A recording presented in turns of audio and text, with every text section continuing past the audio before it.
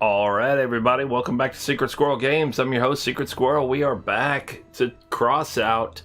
We've been streaming New World all last week instead of Crossout. We're probably going to do some more New World a little bit after this, in fact, today, after we knock out our daily challenges, make some progress towards some weekly challenges, that kind of thing. And then we'll probably get back to some New World, and then we're going to come back to Crossout again tomorrow and Thursday and Friday. That's the intention. We'll come back. We'll get back to streaming what we're supposed to be streaming, you know, what we are normally scheduled to be streaming at these times on these days, and that would be Crossout. But I do like New World, and I do want to continue doing that. So we will do just that. We will go back and do more New World as well. In the meantime, though, here we are, back with Crossout. It is Tuesday. Yeah, you see, I've changed the color. This is a new paint right here. This is a new paint. It just I just got it from leveling up with Guiding Star. It's this paint right here. It's called Deterioration. It looks pretty cool, especially when you combine it with the... Ooh, that's good. I get this little thing pretty soon here on the next level. But when you combine it with other paints that look like the same kind of corrosive effect, like... what are these called? I can't remember what this one's called. This one's Corrosion, Deterioration, so those clearly sound like they go together. What's the other one? Call of the Flame. Yeah, when you put paints like that together, I kind of like the look. It looks like a little bit of a obviously corroded and deteriorated vehicle, but it looks good. I like it. If you're going for that kind of effect, that is. You know, if you're trying to make it look like a junker, you know, that used to be, you know, bright colors or whatever, and now it's just kind of falling apart. Anyway, let's see. All right, so I got some parts here to retrieve. Bing, bang, boom. I just did that. What is the challenge? Craft any part on any workbench. That's great. I've been doing that. I have one impulse completed. I need to complete one more prosecutor before I can complete the other impulse. So, prosecutor, parts are already there, all the raw materials are already there. Boom. When I am done with that, it will be impulse time. We're good there as well with raw materials. And then once that is done, we'll be moving on to whatever the next piece is that we need, because I'm in the process of creating another Retcher. Yeah. So, we'll move on and do Lancelot next, which will require those pieces. All right, we're good. We're good for right now, though. We met our daily challenge requirement of crafting any part on any workbench. Pretty easy. Easy peasy, lemon squeezy. Alright, so I don't think, we don't have any seasonal weekly challenges, just the earn patches thing for the daily regular challenge type stuff to go through right now. And that's going to happen as we do these others. We have two unofficial drink sponsors for this portion of the stream. The first is Diet Dr. Pepper. Tastes more like the original than other diet drinks. Cool, crisp, refreshing. Diet Dr. Pepper.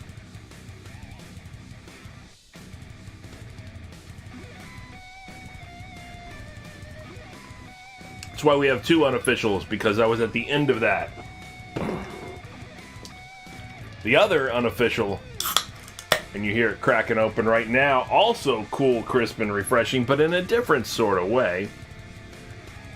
The king of beers, Budweiser beer. Which, of course, if you've watched my channel before and seen me drink one of these, you know that I have to quote this by memory. You know, I have to cite this by memory right now. This is the famous Budweiser beer we know of no other brand at any price. Now, hold on. Jesus. I completely screwed that up because I jumped ahead of myself there. This is the famous Budweiser beer we know of no brand produced by any other brewer, which costs so much to brew and age. Our exclusive Beechwood aging produces a taste, a smoothness, and a drinkability you'll find in no other beer at any price. There you go. That's what I meant to do. I jumped ahead of myself there for whatever reason and screwed up my recital of the banner statement there. But also, like I said, cool, crisp, refreshing in its own way.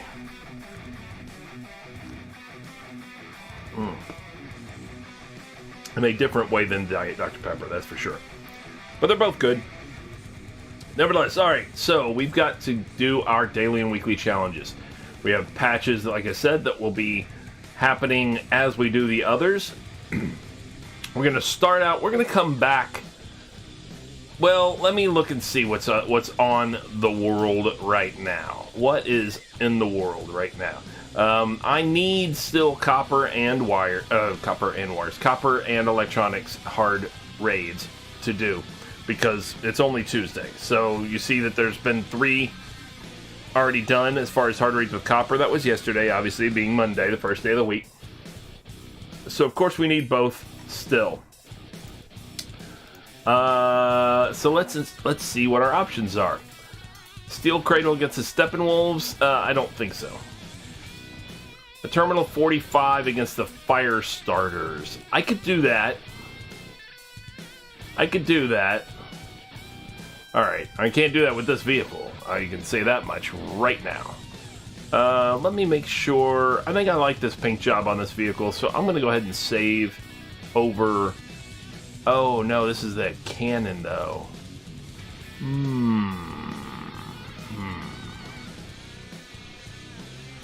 Hold on. There's got to be a solution here. There's a solution here. I know there is. All time.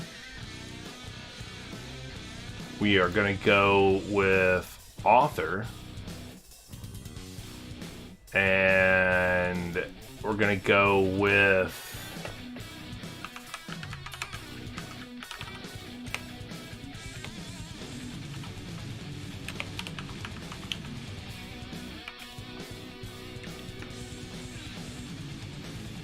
there we go. Okay, so Tough Starter Truck's already saved in. Alright, that's the machine gun one. That's fine. It's already there, so I can pull it any time I'd like. Yeah. And I can pull it or ACSG Hero. I can just alternate those two anytime I want when it's time for shotguns and such. So we're good. We're good.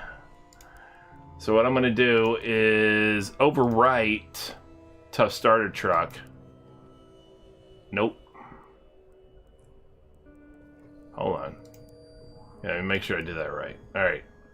Overwrite Tough Starter Truck. That's fine. We'll save.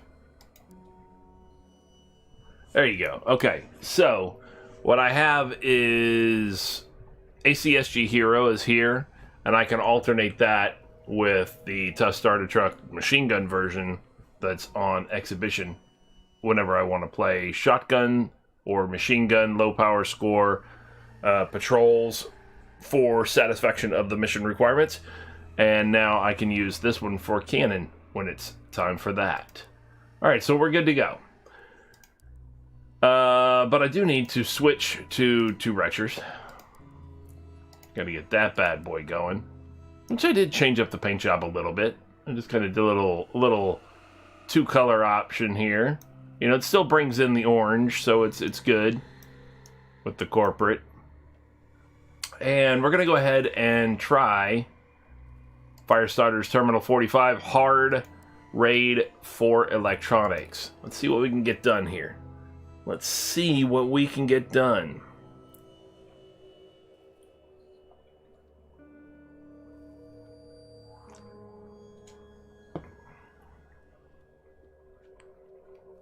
Let's see if anybody else is also biting on doing the same raid, and we can actually get this started. I'm not gonna lie, I'm sitting here and I'm getting ready to play this, and there's a part of me that feels like it's a little tedious. Like I'd rather be in New World right now, but it's just new game, you know, excitement, I guess, probably more than anything. I mean, I sit there and I talk about tedious, and I think to myself, well, in reality, a lot of what I'm doing in New World is just grinding, so it's pretty tedious. Oh, damn it.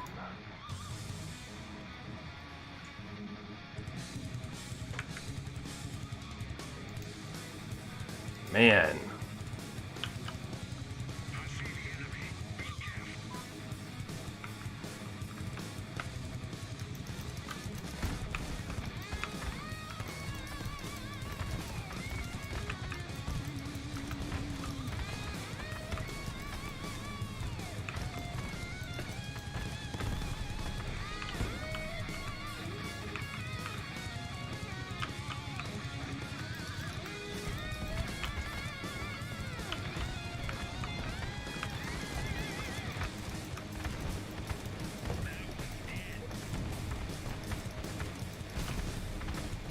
That's how you do it, man. Sit back nice and safe.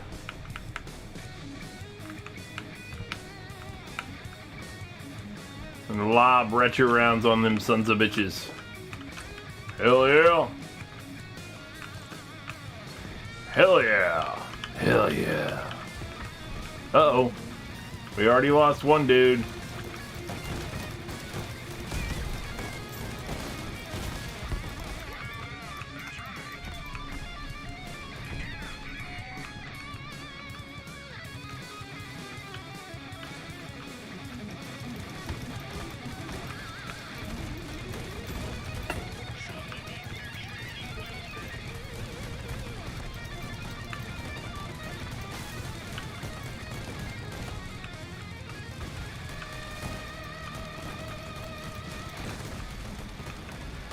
Oh, jeez.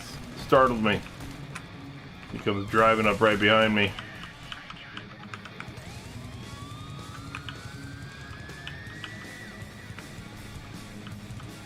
Hello? Oh, I ran right into that. That's some bullsh.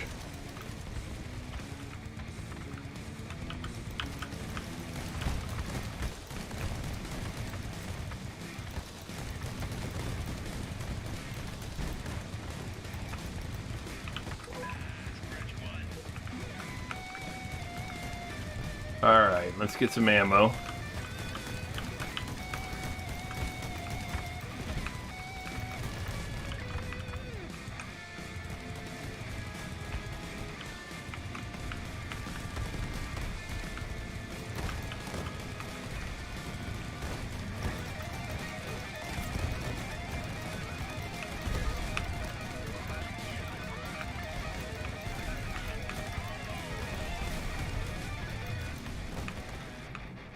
Alright.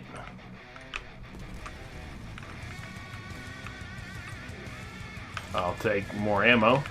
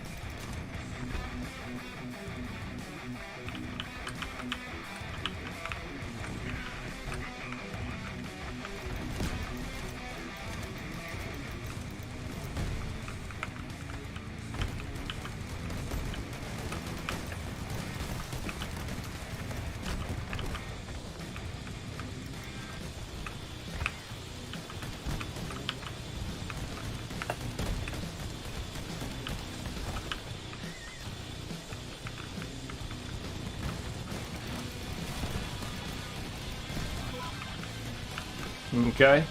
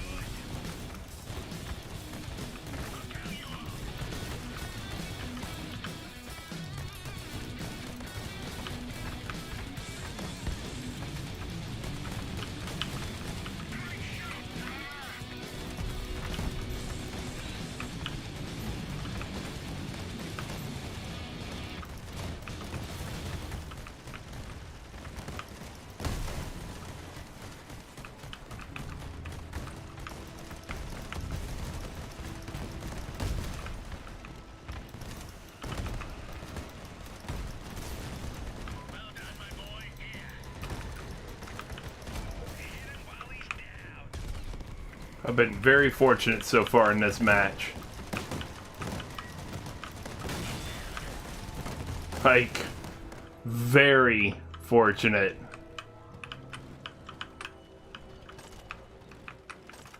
I am a Florida man. What's going on, C-Charts? How you doing?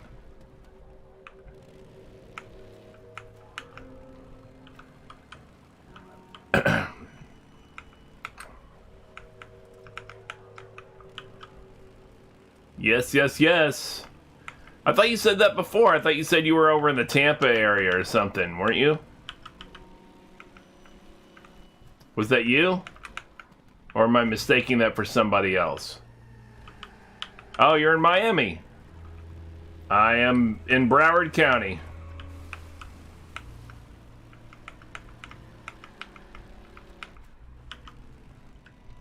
I'm up in Fort Lauderdale. So, we're neighbors.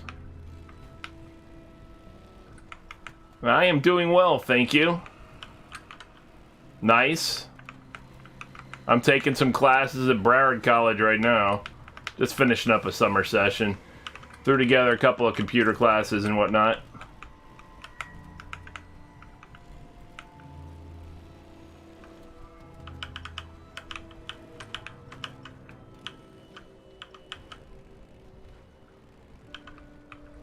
Oh. A buddy of mine used to work at FAU.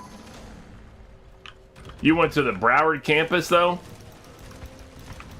Because their main campus is in Boca. That's where he worked. He worked with the football team.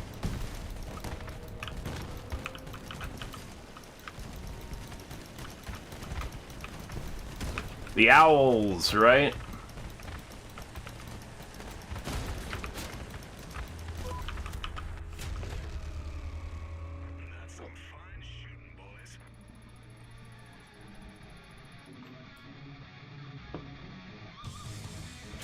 Florida Atlantic University out of Boca Raton.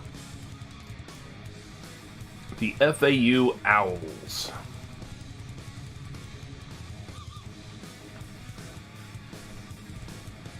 It's a nice looking campus from what I've seen, at least pictures. You know, I haven't actually gone to the campus, but looks good.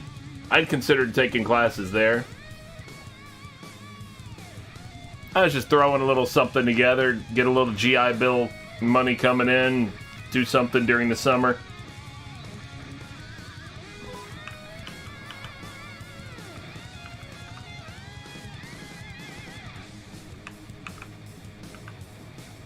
Because it's not like streaming is paying the bills. I'm no Asmongold or Tim the Tap Man or...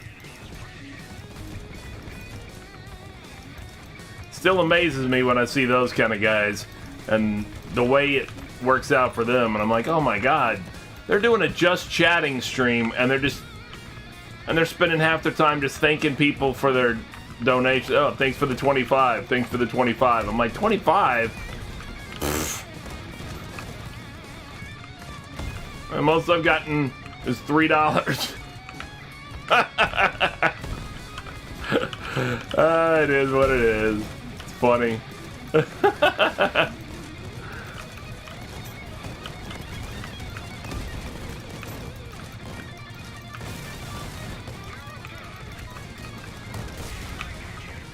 Oh well.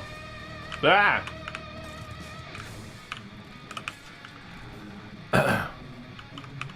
But yes, a fellow South Floridian.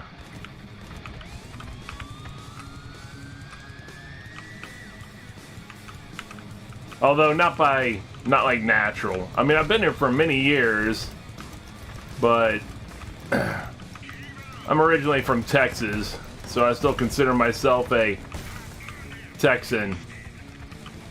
Oh yeah, it's always better when you have, you know, friends that you can play with, of course. You can team up for raids and things like that.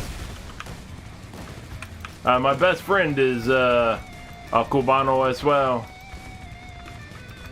Well, I don't think he was born there.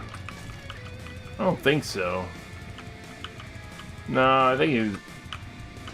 Oh, excuse me. I'll let you guys take care of that guy.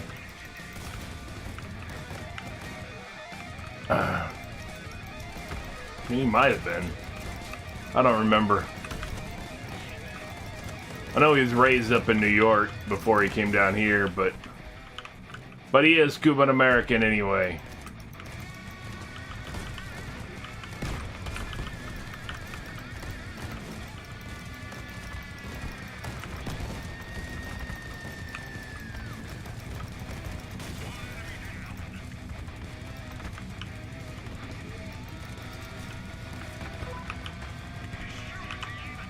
Slowly grinding Crossout. Yeah?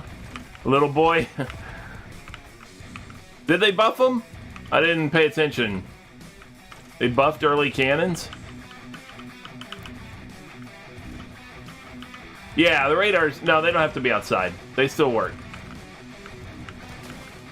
Yeah, they don't get into that kind of specifics. As long as you have it, it works.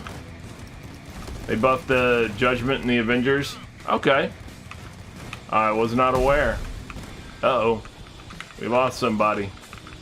We lost somebody.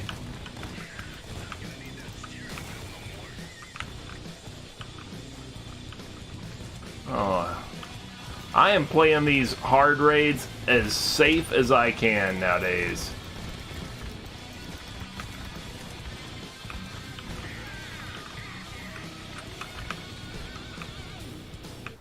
Yeah, how'd they buff them? What'd they do? Just make them more, like, do more damage? Or...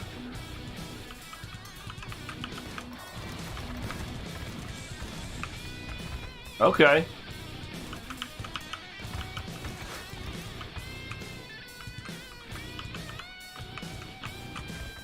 Well, I mean, ammo packs don't take much to make. I mean, it the same amount as it takes to make... you know, a little boy, for example. That's it.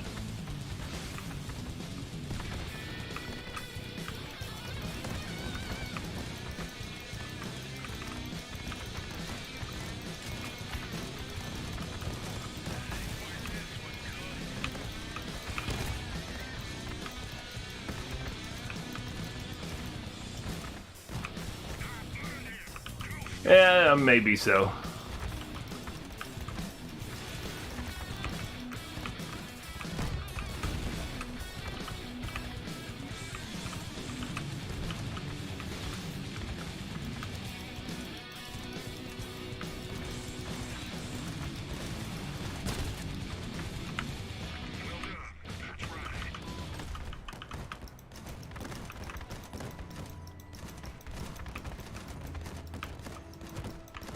The other two called it quits, apparently, or they're waiting till we get up here. Ow.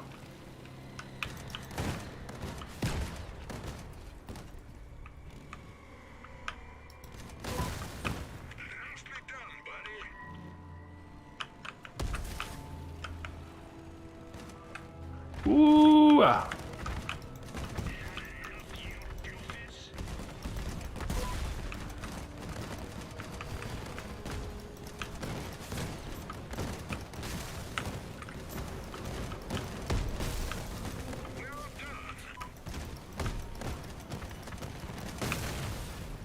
Hell yeah. Crazy how much the extended ammo pack is an upgrade of the regular more armor, slightly lower PS and more ammo. Yeah, I know it. It's a big upgrade. I have one on this. That's why I'm starting with 162 retro rounds instead of 62 retro rounds. And it's a huge difference. I have one regular and, I'm sorry, two regular and one extended ammo pack on this. I think so too. I think those kind of things make a real... oh, that'd be cool. Smoke screens would be interesting, definitely.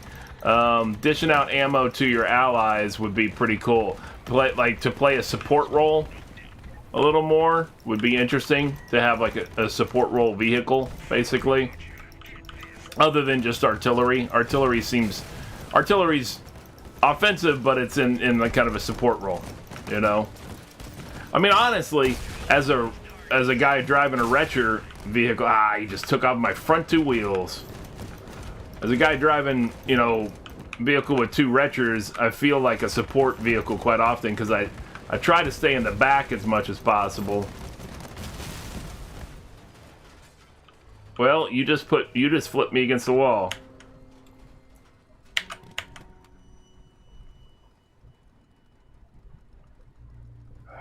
This guy did this to me.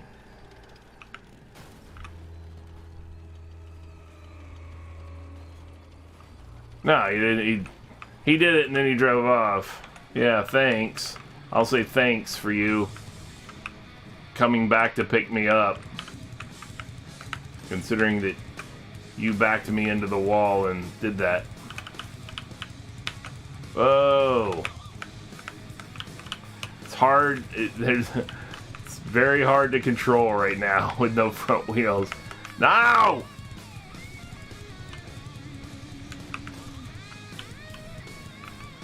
Alright.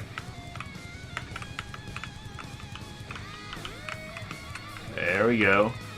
I don't want to kill myself, though. If I've got both my weapons, and we still have the boss to deal with, and I've got full ammo, I might as well stay alive and just try to take him on like this. And then if I die, which I probably will, then I still have... I've done some damage to him first, you know?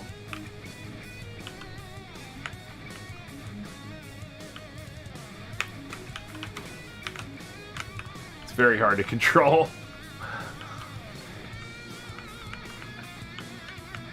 I mean, real cars would be worse, you know, with just two back wheels and no front end.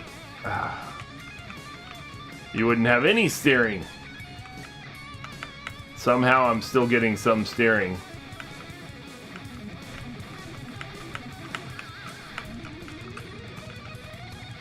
Oh, the small tracks are terrible too. It's easy to flip over with small tracks, a lot easier. For whatever reason, they flip over on everything. What's going on, Gore? I'm struggling here. No front end. Alright.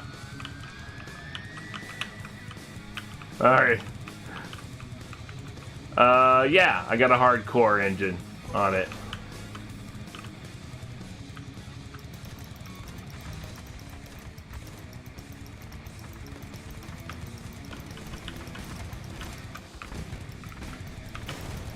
Oof. Oh, that was... I drove all the way there for that.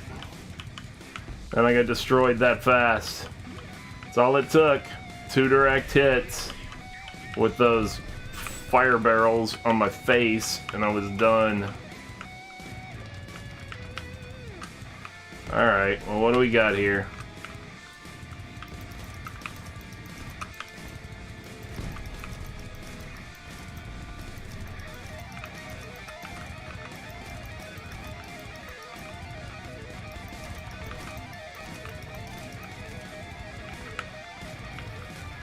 I don't seem to be hitting anything. So, oh, they did some damage there on him. But we lost. Oh, they got him. They got him. They almost got him. I got him. They definitely softened him up first.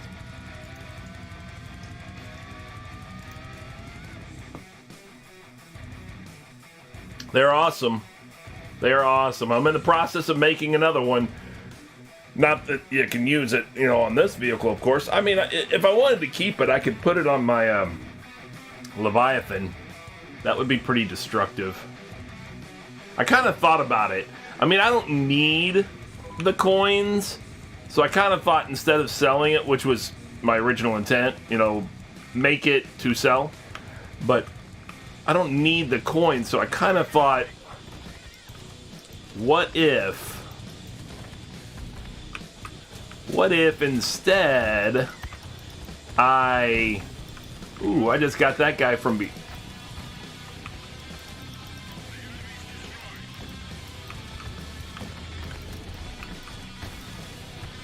I've killed 2 of them from up here.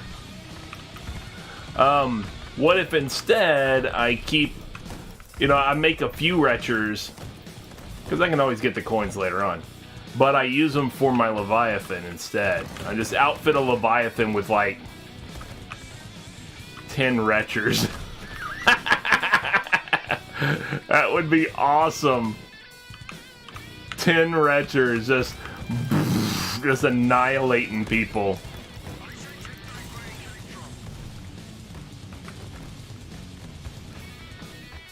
That'd be super cool.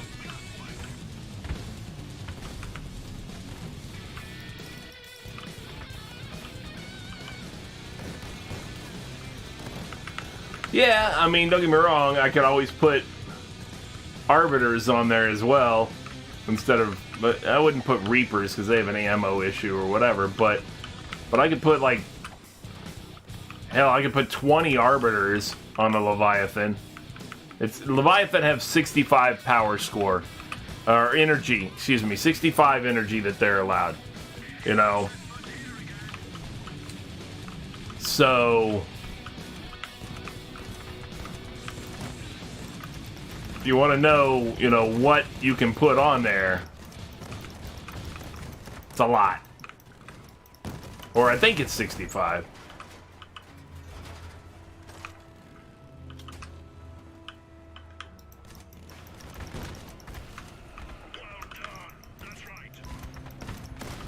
I knew that guy was going to shoot me.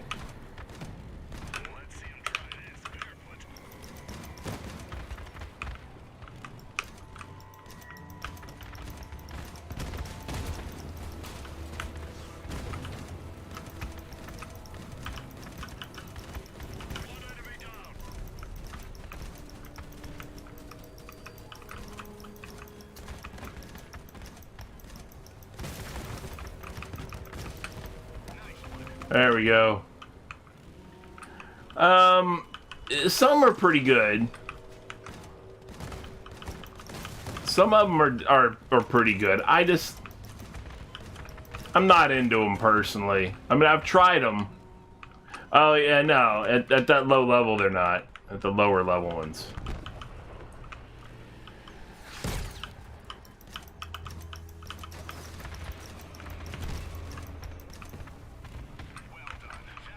Yeah. No, I hear you there.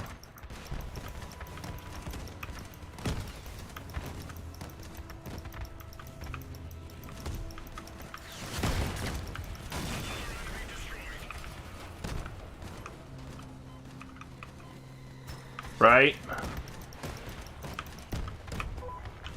Good shooting, lad. Keep it up.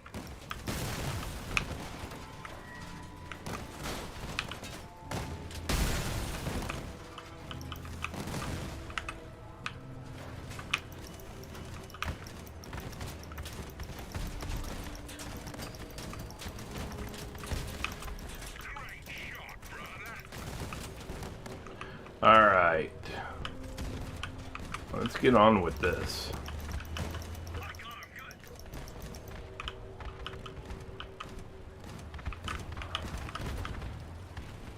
We're doing a lot of back and forth, and all of us. Ah.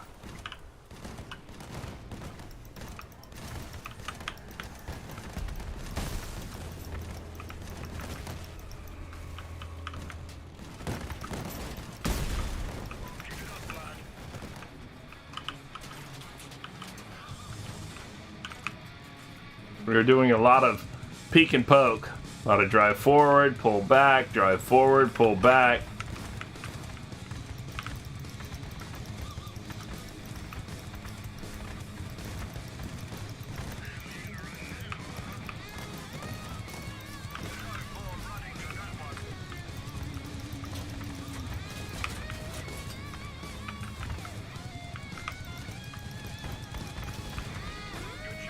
Man.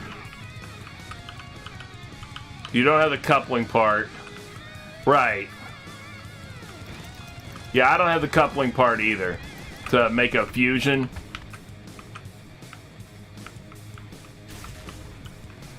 A fusion build. Called the boys carry the ramp and armor so someone can come and get on, be a glass cannon. Yeah, that's cool. Nothing wrong with that.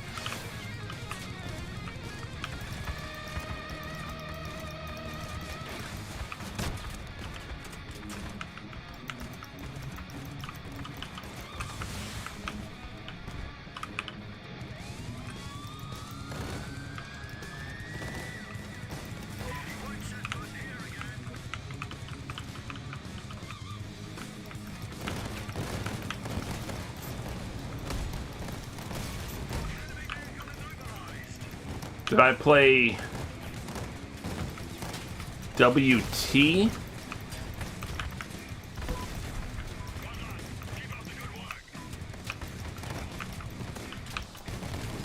Oh, War Thunder. Oh, yeah. I haven't played it in a little bit, in a little while. Basically, since we talked about it before, just because I've been doing the closed beta of New World, and really having a good time with that.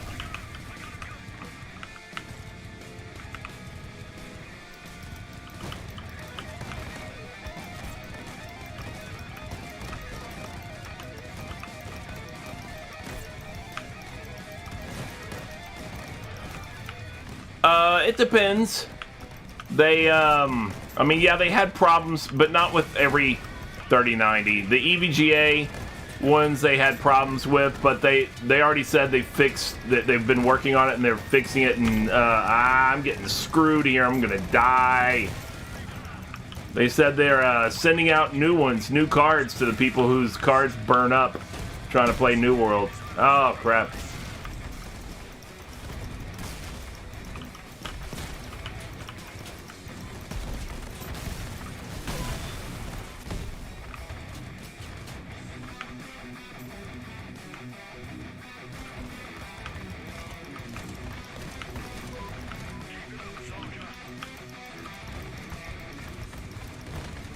No, it's not them sending. It's the EVGA, is sending it. Because it's their cards, really, they're having the problem. Not every 3090. MSI's 3090s like aren't having the problem. It's just the EVGA ones. So they're replacing the cards. Come on, fire! Damn. Oh my god. I'm gonna die again? Holy crap. Never even gonna make it to the boss. Ah. Another one of those freaking few. And there's still more coming? I'm done. Yeah, I'm done.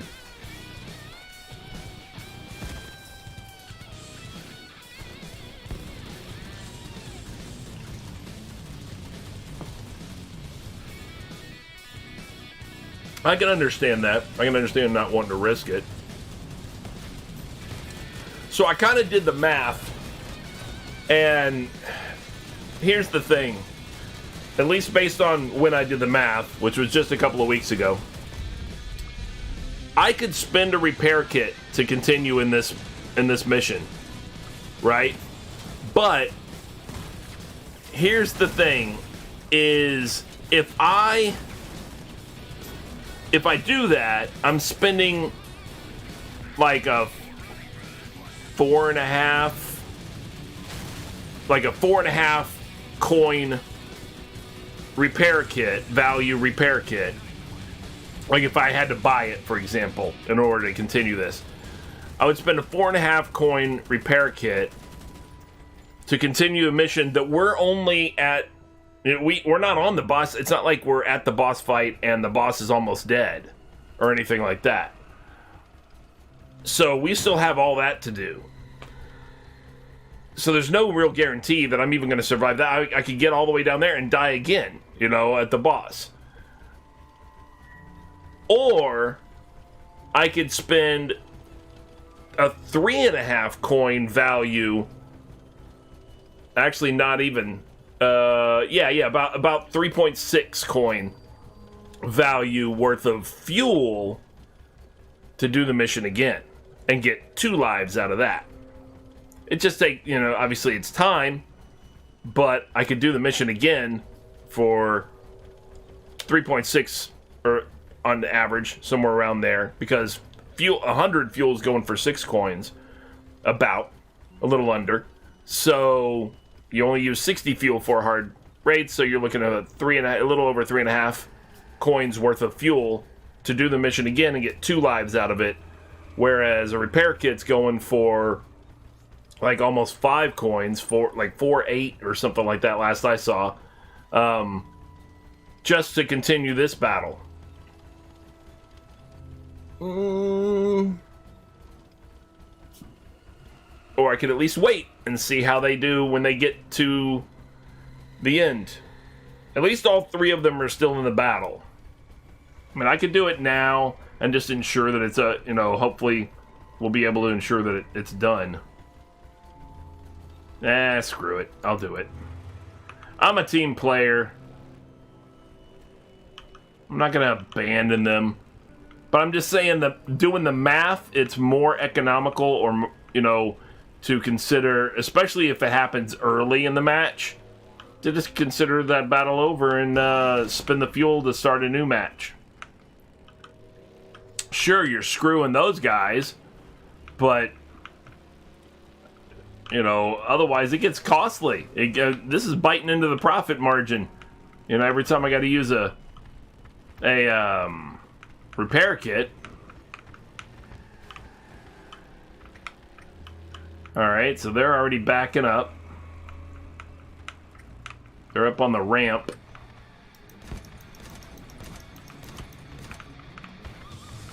I'm not sure about 100 scrap. Maybe.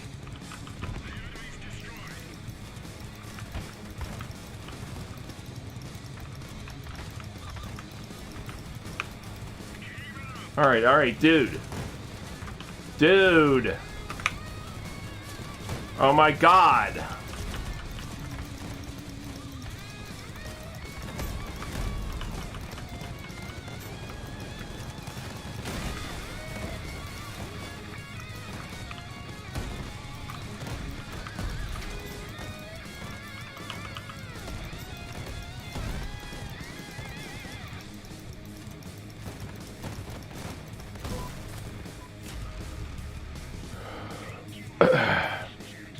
That's not so bad. At least it wasn't a problem. In fact, I don't know that I took hardly any damage on that, so we're good.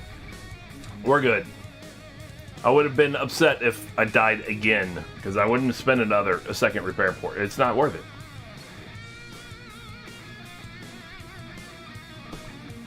Alright, so we've knocked out our 3 hard raids with our 180 of our 200 fuel, leaving us with 20 fuel left.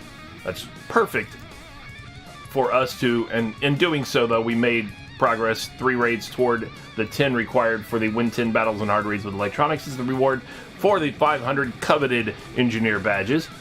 And that leaves us with 20 fuel remaining, which is perfect for us to make progress toward win 6 battles and easy raids for 100 engineer badges. And there absolutely is a way to share builds. I'm sorry, you had asked a question about the little quad booster. You're talking about the little things that shoot the blue flames and stuff. Is that what you're talking about? I'm assuming that's what you're referring to. Yep. Okay, so those are... they're decoration pieces, and they provide you a boost to your... I must have them all used on here. They're called exhaust module. They're an appearance piece. Oops. That gives you a reputation gain 3%.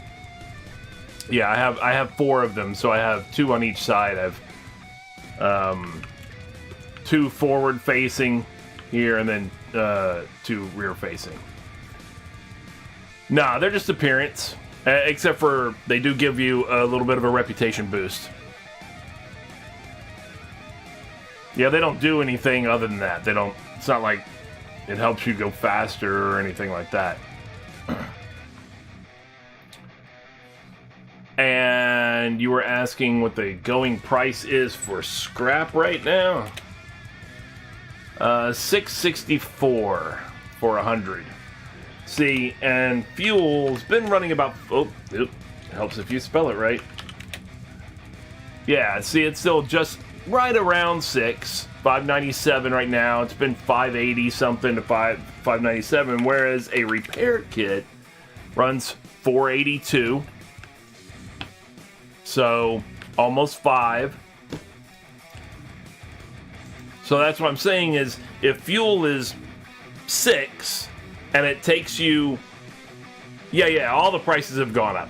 All the prices have gone up since the end of the last season, especially. Everything's gone up about 50%. Honestly, retchers, when I made my 2 retchers, they were going for about $2,400, and they're running 3,500, so almost 50. Actually, I shouldn't say 50%. I should say about 40% increase across the board in general. Inflation has been since the end of the last season. They gave us extra coins. They gave us a few days. What was it? Like a couple of weeks or something like that. I don't remember exactly how long it was, but they gave us like 2 weeks or something like that, where you could just craft on all the workbenches at the same time. There was no 24-hour waiting period to switch from one faction to another. So you just went bing, bing, bing, bing, bing, and did that, and lots of folks, of course, did. So, and they made a bunch of money out of it, too, because they didn't have to wait. So,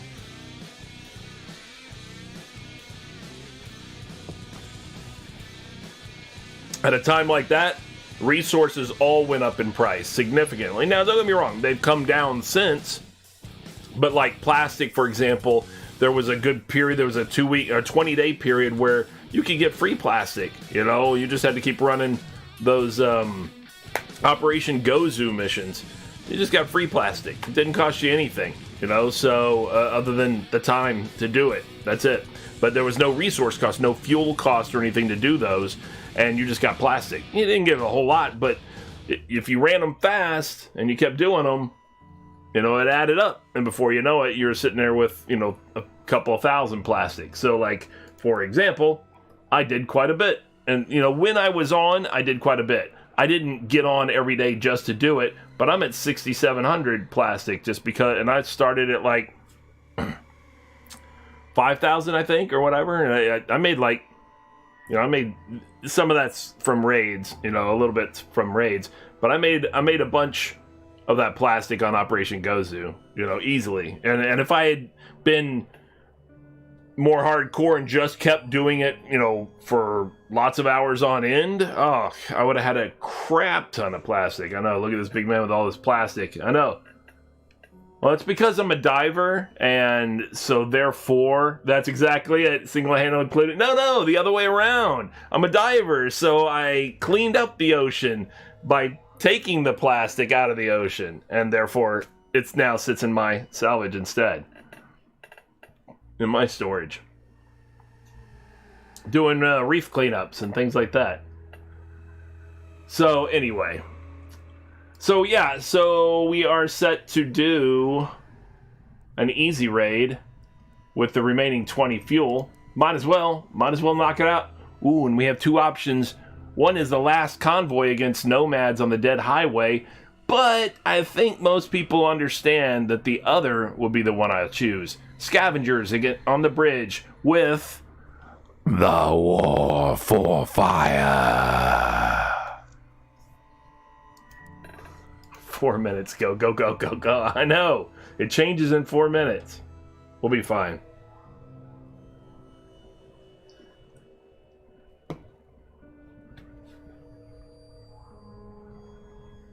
We will be fine.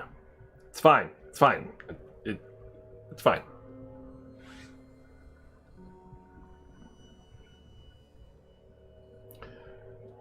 All right. We're going to knock that out real quick.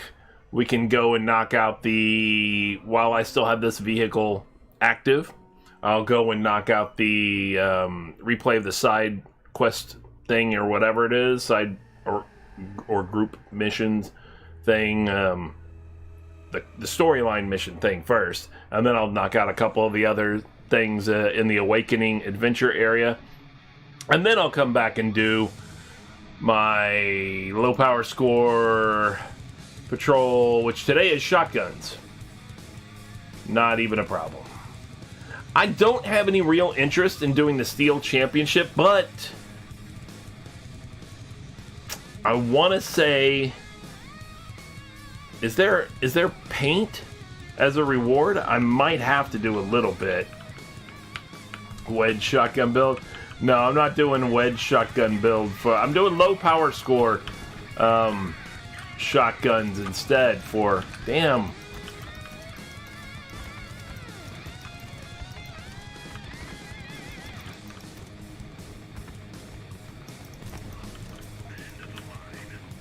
Low power score wedge shotgun. Screw this. Why am I even up here? This is an easy level. I have to remind myself sometimes that it's an easy one. You get so used to playing the hard ones that you think to yourself, oh, I gotta be careful, and I'm like, oh yeah, I'm doing an easy one here, and I have to be careful.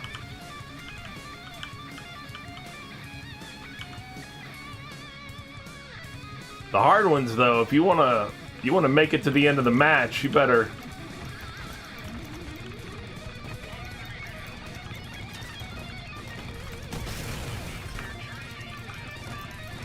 pay attention, I don't believe so. No, any kind of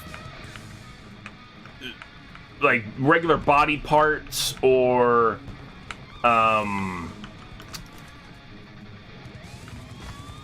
decor pieces or anything that gives you reputation bonuses, those things, other than the engineer flags, those are craftable, I believe, or the the flags that you can have, they give you a rep bonus or something like that. But other than that, no, that most of them aren't craftable. No, I don't remember who gives them to you, but you get them, for free with when you level up with certain faction or something like that.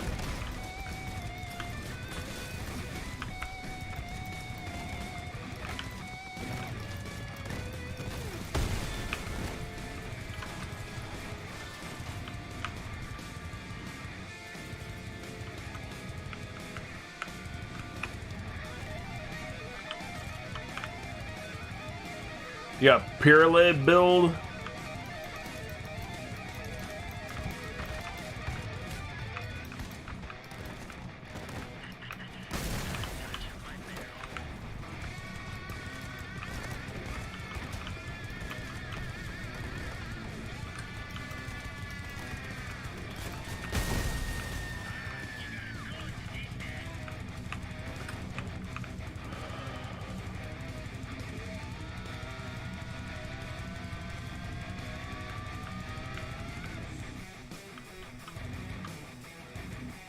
How's that working out for you? Your pyramid build.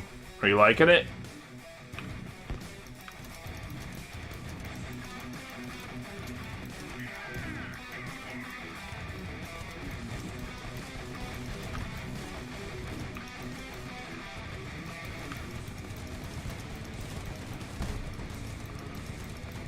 What's slow?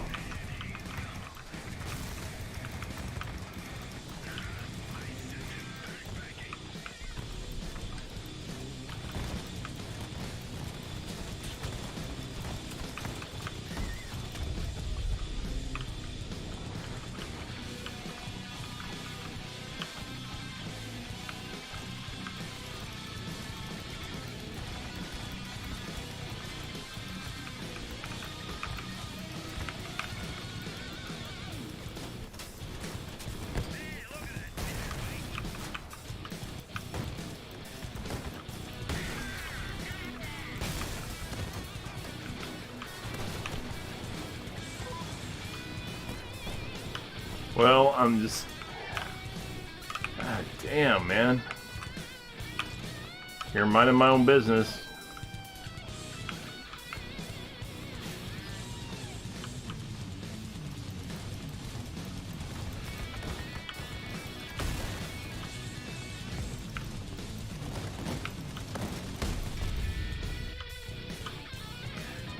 Oh, here we go. Oh, well, I'll forget about that guy.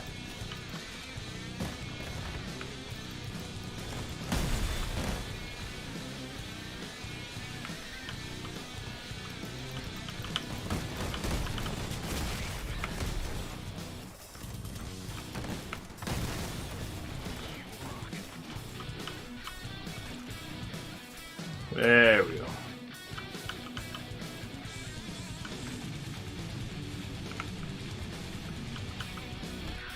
I'm gonna ignore that guy too.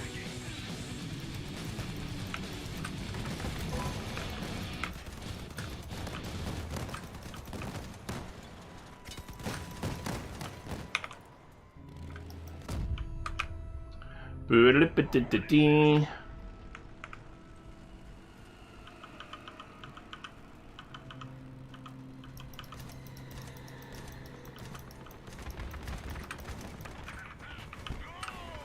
Ugh.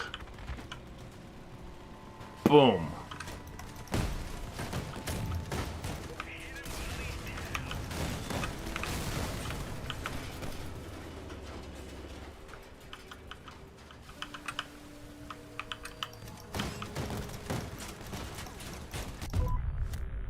Boom. Rotors and rotate parts on a keybind, so much cool stuff you can make. Like rotate parts. Yeah, I mean, it would be, there's a lot of cool things they could do, they could implement things like that. I'm sure it'd be a little bit complicated to be able to make that in process, though, but it's probably not that bad. But yeah, that would be kind of cool because you could then put shielding in front of weapons. Basically, you could have like a smooth side of a truck, for example, and no one would know that there's weapons necessarily inside. Obviously, people would know, but I'm just saying they wouldn't be able to see what kind you had or what they did or anything like that. And then you could have it where the walls rotate out and the guns are exposed, you know, and get the fire, and then you close it back off, provide some extra shielding, stuff like that. That'd be kind of neat. There's a lot of things they could do, you know. Yeah, all kinds of different stuff, all kinds of weapons like that. Yeah, absolutely. You could easily have it where like the side of a truck, like if you had missile launchers like crickets or something like that, or like a flat side order just kind of comes up and then it comes back down or something like that. That'd be kind of cool.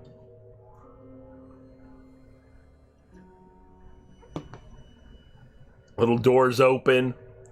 And then something fires out or whatever, and it closes back up. That'd be kind of neat. Yeah, anyway, oh, I beat him by 1 point. Look at that. I'm sure he's upset, but it's alright. It's alright, he'll get over it.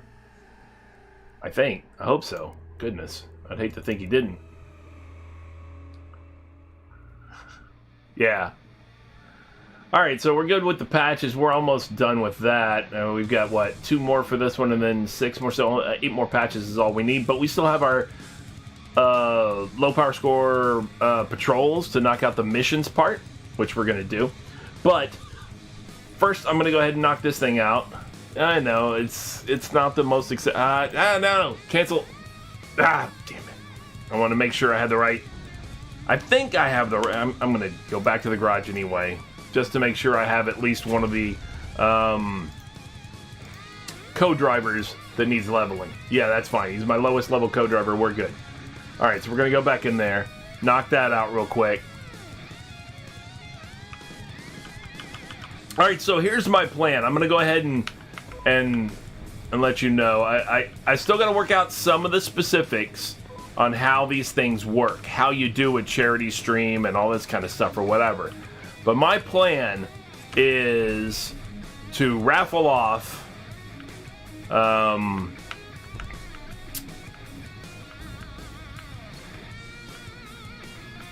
my beard, basically. Like, whatever somebody wants me to do with my facial hair, I will do as part of a charity stream. Yeah, shave it, do whatever, dye it, whatever they want. Whatever they want. And I'm going to grow it all the way until September 11th. And do a charity stream for either like Wounded Warrior Foundation. We have a charity called Tunnels to Towers that helps with that takes care of the survivors of first responders or soldiers and stuff like that who have died in the aftermath of... What's up, Heavily? In the aftermath of, the results of the attacks on September 11, 2001. The 20th anniversary of September 11, 2001 is coming up, as you know. That date had a lot of impact for a lot of people, obviously. Myself included. I deployed to Afghanistan. I deployed to Iraq, even though that wasn't related to 9/11. But Afghanistan sure as hell was, and I deployed for all that. And I was a first responder. Well, not a first responder, I guess. I wasn't there the first day. I was there a couple of days later. But I was a responder and in the rescue efforts at Ground Zero in Lower Manhattan at the World Trade Center site. So, it's a day that has importance, and I think I want to do something for a charity related to that, and that's why I've been letting this just grow and grow and grow, and I'm going to continue to let it grow. And it's my honor and my privilege to serve, believe me. I'm going to continue to let it grow until September 11th. And I think August 1st, I will start the charity aspect. And anybody, I just got to figure out the specifics. And Gore, maybe you can help me out with that. Maybe we can talk offline or something like that. You can help me out with that, to figure out how to set that up so that it, if you don't mind, so that people will be able to buy basically raffle tickets for subscribers can use, loyalty points. Only subscribers are going to be allowed to win. You have to be a subscriber to win, but I'm going to set it up where there's a price in loyalty points that subscribers can use, or even if somebody doesn't have the loyalty points yet, there's also just a price they can donate, and they'll get, for each increment of a set amount or whatever, they'll get another raffle ticket, basically. For every $5 you donate or something like that, which is the same thing as a subscription anyway. Something like that. And then whatever, or something like that. It doesn't necessarily have to be $5, whatever it is. We'll figure it out. We'll figure out the numbers and all that kind of stuff or whatever. And I want it to be such that that all the donations that come in, whatever they are, and I'm a small streamer, I don't expect there to be a ton, but it is for charity, so maybe something, maybe some more people will come up with something. and it's not coming to me, anyway. But whatever donations I want it to be, that those produce raffle tickets, and then whoever wins gets to decide what happens with the facial hair. I even thought about doing it with the hair on the top of your head. Now, the thing about that, though, is that the facial hair thing, that could be changed in a week. In a week, that will be different. The hair on top of your head, a little bit different. That lasts longer. I thought about making 2 different raffles and doing one for my hair, which, by the way, you may not realize it, because for a lot of folks, this isn't that long. I'm used to not having my hair touch my ears. I'm used to a military-style haircut, I'm used to not having, just a natural taper in the back, not touching the ears.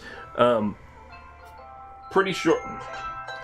Guys, can you hold on just 1 second? Apparently, whoever this is pretty adamant about calling me. Hold on 1 second. I'll be right back.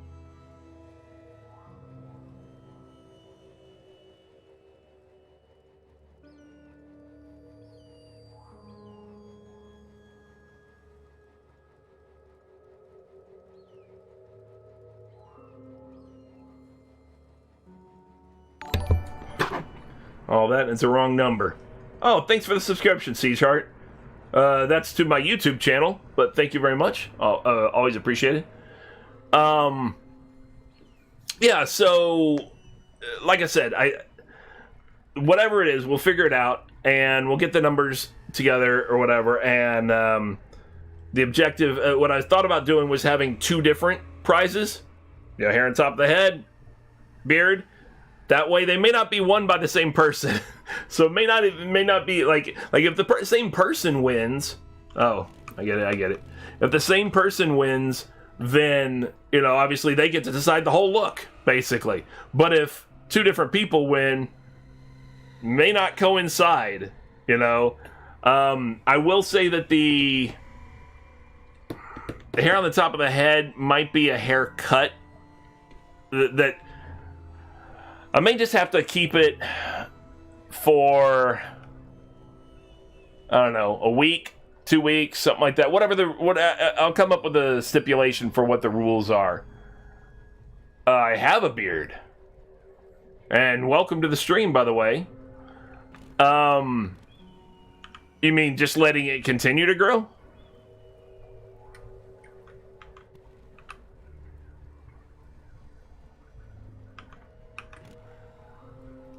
Yeah, I might do it that way. I don't know. I will talk about it. But either way, I know that I have the intent to do something for charity that I'm willing to do whatever with at least my beard for. These are all everything else is just brainstorming at this point. It's just ideas still. It's not locked in yet.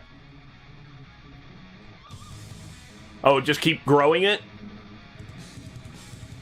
I could do that, as long as I have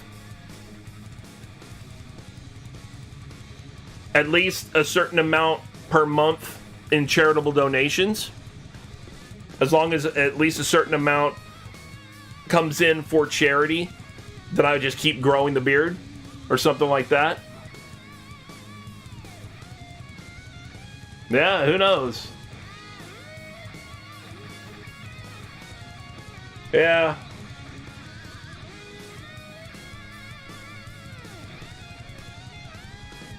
I don't know, I'll put together something.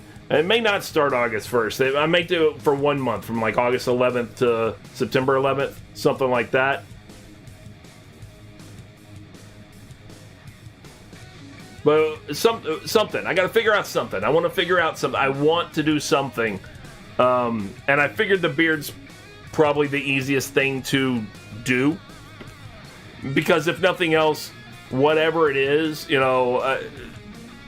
say I got to keep it that way for however long. If somebody decides, oh, I want it every 1 inch, I want just shaved off or whatever, and then every inch there's hair. It would look really weird, but I only have to keep it that way for like a week or something like that, or 2 weeks or something like that. And then after that, I can shave it all off. It's not, or, oh, I want it dyed hot pink. Okay, well, I only have to do it for like a week or 2 weeks, and then, it's gone, So I don't mind doing it because it's an easy fix, whatever it is, if somebody wants to screw around with it and all this kind of stuff. you know, it's an easy thing to switch up. The hair on the top of the head, that takes a little longer, you know, to grow out and do whatever. Yeah, I got to do this thing. Yeah, I forgot I wasn't even. I'm just talking.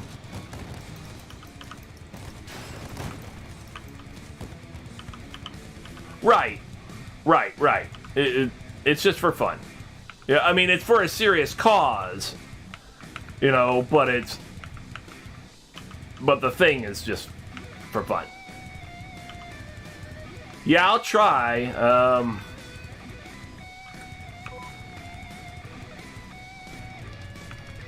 I mean, I have a pretty poor social media presence, you know, like almost none, which I know I need to do something about that. I don't know. I heard that there's some, like, the prizes or the rewards, you know, for doing it. I heard, I want to say somebody said there was a paint or something like that, maybe. I don't remember. Which is, those are always popular. I mean, I might be willing to even do it if there's a paint. Just for a little bit, though. I'm not a big fan of it. I did it last time that they had it, and I was like, meh. It's basically Rocket League or whatever it is, that other game. It's what it seemed like to me, at least. Which I never played that other game, but I'm familiar with, you know, the concept. You love Rocket League, well, then you might like it. Then it might be your thing. Because my understanding is that's basically what it is the equivalent of that.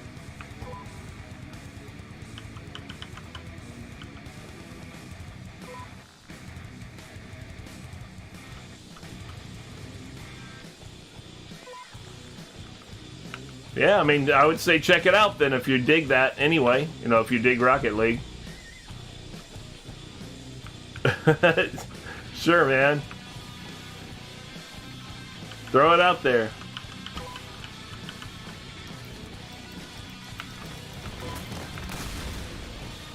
Well.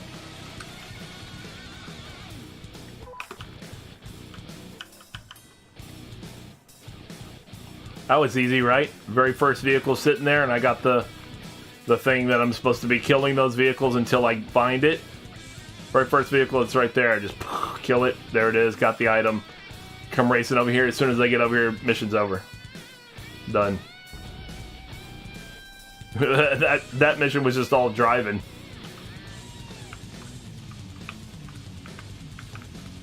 And there you go.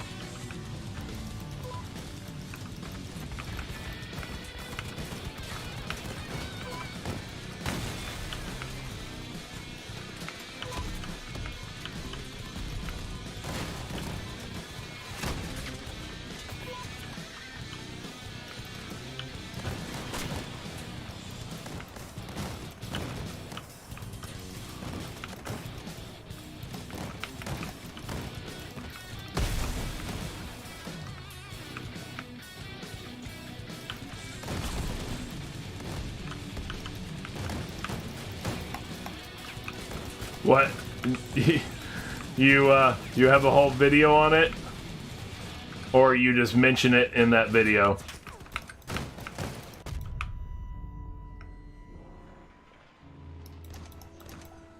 That doesn't sound like that's a good thing. That sounds like that's something like that's you saying, I don't like it. I don't think that you would be doing a whole video to say that you do like it. I can't see you sitting there, you know, you don't go on a rant about something you like unless you really love it. And if you really loved it, then you'd be playing it. And I don't see you doing that, so I've never seen you play it. So I'm going to assume that the general gist of the video is I'm not a fan. To put it mildly, yes. Am I far off?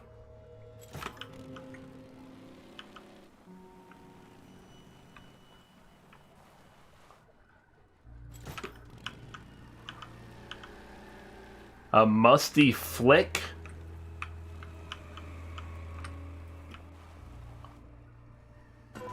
I'm not gonna lie, that sounds like a degrading sexual maneuver. Like a rusty trombone or a dirty Sanchez. It's a musty flick.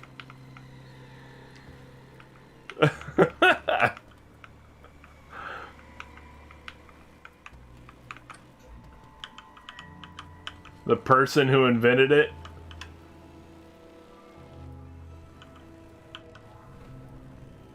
Is it a move? It's some kind of a move that you can do. Yeah, flick your ball with the car. That's what I was kind of figuring. Kind of like a hard turn and doing a bink, or something like that.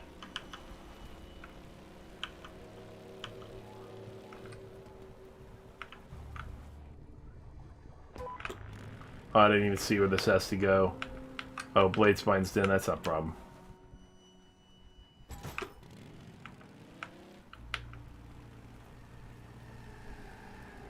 Well, I know that there are plenty of folks who have the hours in the game, I'm sure, to do it. A friend of mine plays Rocket League. He loves it. He plays a little bit of Crossout, too.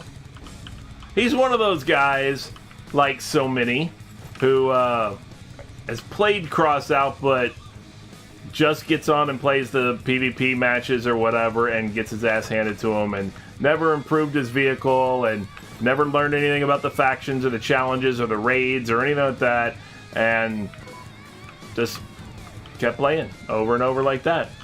And discovered more about the game when I talked to him and found out that he played, and I said, well, you need to watch, one of my Tuesday tutorials, and you might learn something. Maybe I can show you a way to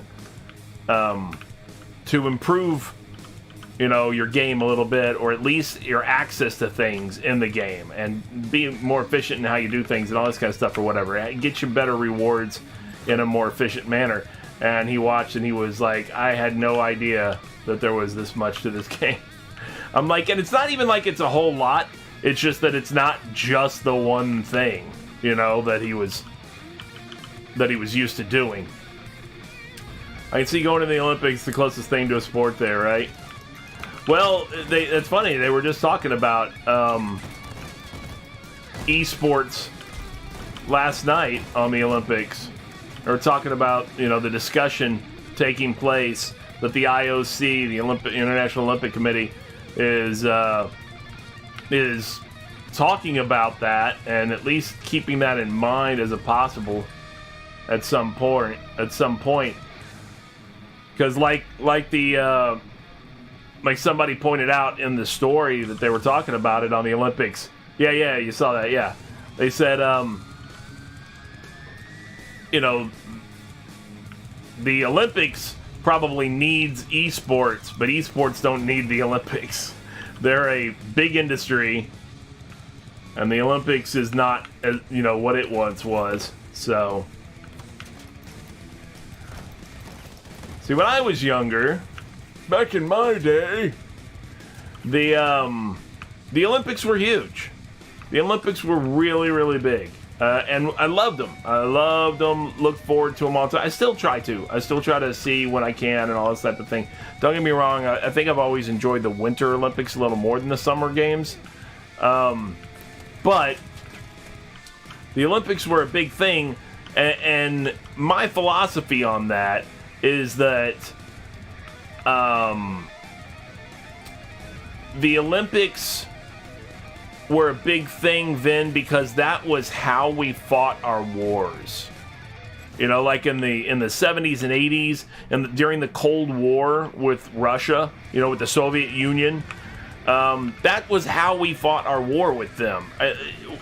We might have had minor conflicts here and there with proxies and things like that around the world, but we weren't fighting a direct hot war with them, only a Cold War. And the Olympics were the place on the international stage, in front of everyone, where we could try to show who's better, us or them. And because we were locked in as enemies, so it all came down to medal counts and things like that, and who got the gold and all this stuff, and it was stiff competition. And that was basically us fighting a war in the court of public opinion right there, in front of everybody. And it was cool. It gave you, patriotism, pride, and all that kind of stuff. And you got into it because it had to be between us and the big Soviet bear, who was going to be the top dog. And it was definitely interesting then. Nowadays, it doesn't seem like it's got that same kind of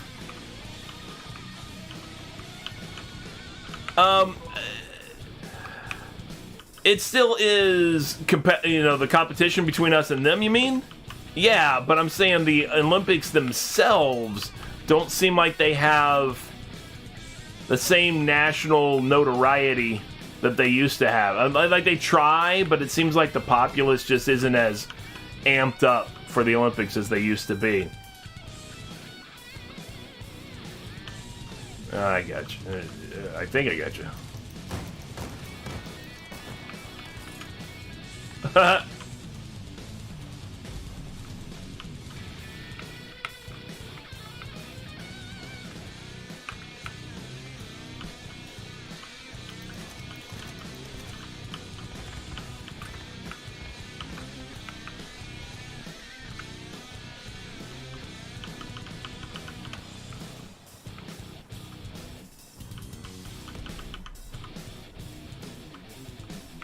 Having games with shooting, well, it's considering the fact that they're shooting other people, because there's already shooting in the Olympics in both the winter and summer games.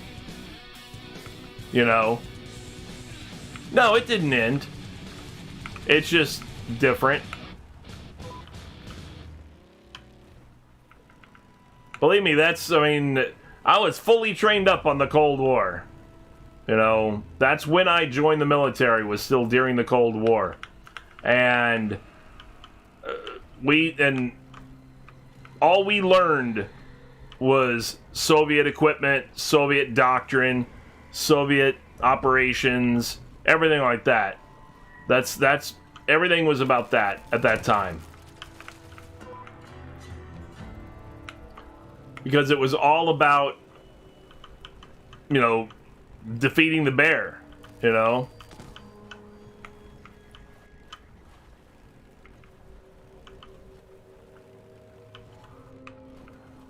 it's funny. It just feels funny, I guess, when I talk to younger folks nowadays, younger service members, right before I got out, that they never knew that. They never knew anything about the Cold War. They don't even see the ex-Soviet Union, the Russia and all that stuff, the same way that we saw it. They don't.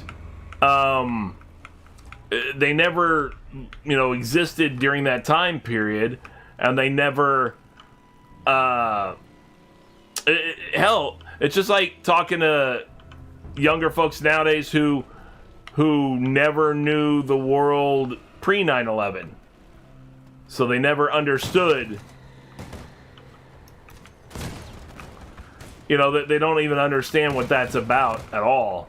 There were folks who, 9/11 is just a history lesson to them. That's all.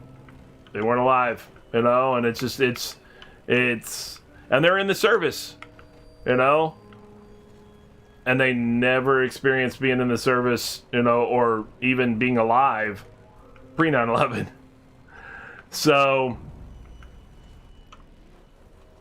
it's just interesting, it's a completely, it's one of those things that's hard to remember sometimes. You got to remember that when you're talking to junior personnel or something like that. If you're a senior leader in the military, it's hard to relate to the fact that these guys didn't exist. These kids weren't alive when other things were going on in the world that that are just like formed the foundation of a lot of my thought processes with regards to military service and international conflicts and international politics even, and these kids never experienced it. So it's just interesting, because you have to consciously think, oh yeah, these guys don't know anything about that. I'd have to explain when I make a reference, If I talk about, if they ask, what's the deal? Why does, Iran Contra or whatever, what's that, and all this kind of stuff. Have we ever done anything, I don't know, with or against Iran, all this kind of stuff. If they don't know the politics. Don't get me wrong, I was a kid when, Iran,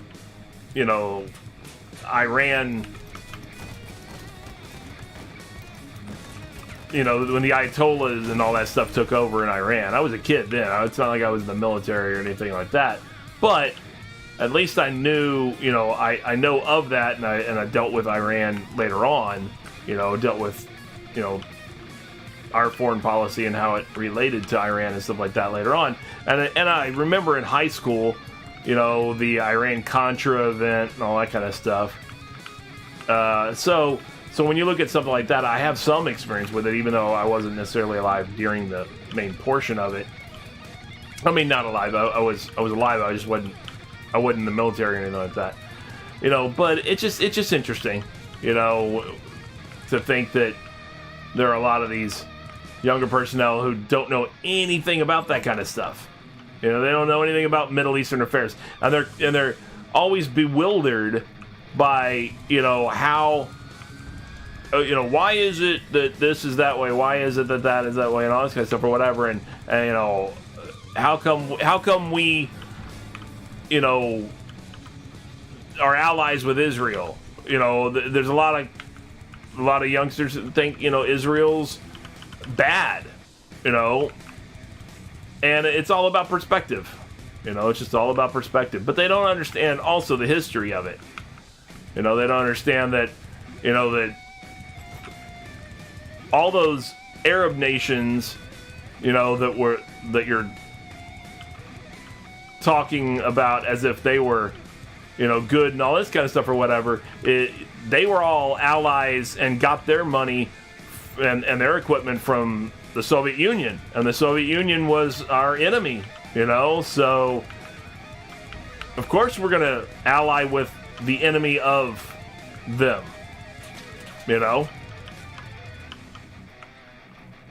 among a lot of other reasons. That's not the only thing. It's not as simple as that. Nothing in the Middle East is that simple, but still, it's just funny. It just, like I said, it just takes constant kind of reminding yourself, oh yeah, these kids don't know anything about that. And most of them don't. Don't get me wrong, it's not because of a lack of interest. A lot of times the kids are more than willing to learn. The youngsters are more than willing to learn. They just don't know it, because it's not like it's taught in school or anything.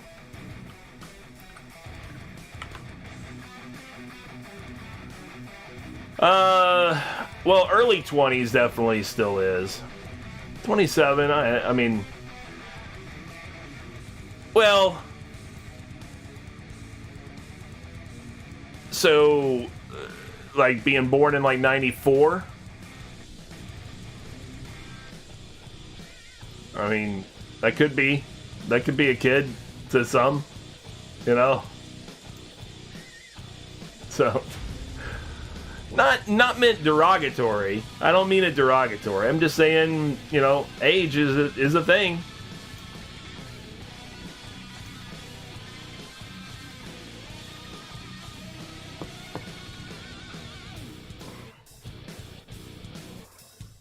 Right. Yeah, they didn't have the support of the Soviet Union anymore. Absolutely. See, now that's a thing. Cuban. A lot of folks don't understand, even younger Cubanos, younger, the Latins and stuff, a lot of younger Cubanos, unless their parents instilled it in them, a lot of them don't necessarily even relate to why Because, all right, this is not commentary on who's right or wrong or anything like that or whatever, just to be clear. But by and large, a lot of non-white, ethnicities in the United States tend to skew toward Democrat versus Republican, right? However, the older Cubans are hardcore Republican by and large. Not everyone, obviously. No, I'm not. By no means are any of these statements meant to be 100%. Not. That's just not the case. I mean, we're talking about human beings. Obviously, there's variety, but by and large, the older Cubans tend to skew towards the Republicans because they all felt betrayed by the Democrats because of John F. Kennedy being a Democrat and abandoning them during the Bay of Pigs invasion. So a lot of folks don't realize that, and they don't understand why is it that there's this demographic of Latino, who are hardcore Republican, and people are like, if minorities and Latinos especially, or whatever, other Latinos are saying, hey, you need to be, in solidarity with us and all this stuff, and we need to be against the Republicans and you Democrats and all this stuff or whatever, and the older Cubanos are going, no, we vote Republican. A lot of them do, and it confuses a lot of young Latinos who don't understand the history, like you said, the history. They don't understand that true. I mean, there's always no one political party is 100% this way or something like that. There's always things that you get benefit out of the opposing political party, no matter how hardcore of one political side fanboy you might be. There's something about the other side that's still a benefit to you, and that you're going to have enjoyed, or like the fact that they did this or they did that. There's just too many moving parts, when you talk about politics, especially. There's too many policies and things like that for every single thing that the other party did for you to hate it and be against it. No, you're going to find things that they did that were good, that have benefited you and that you enjoy. Likewise, you're going to find things that your people, your side, whatever side that is, have done that you're going to go, I don't agree with that. That sucks. It happens. There's no clear delineation, so absolutely. Yeah, a lot of folks forget that you're allowed to be, you don't have to be extreme this and extreme that. There's a whole big middle ground in between. And that's where dialogue happens, is in that middle ground. And that's the problem that we're having, is that too many people have pushed themselves to the extremes, and therefore nobody's willing to hear the other side and do any kind of, dialogue, any kind of compromise, nothing. And that's a big problem. That's bad for our country. That's really bad for our country.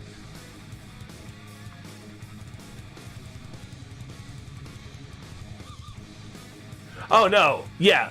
I love the fact everybody always does that. Everybody sits there and they're like, oh, this is terrible under President so-and-so. Not everything.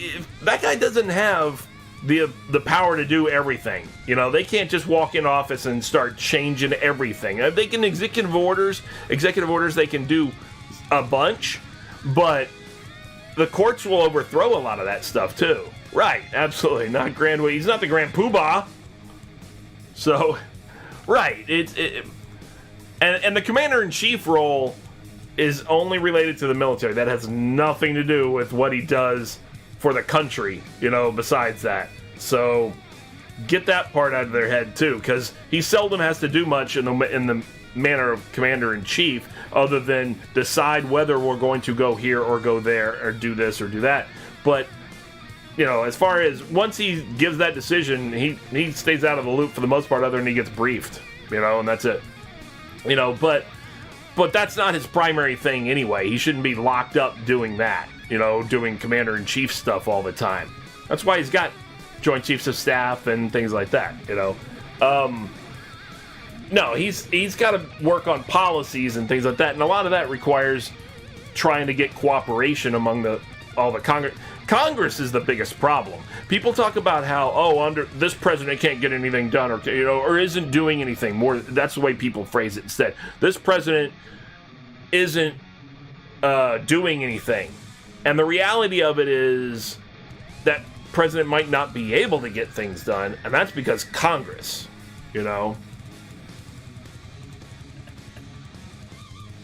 So what is it you say you do here?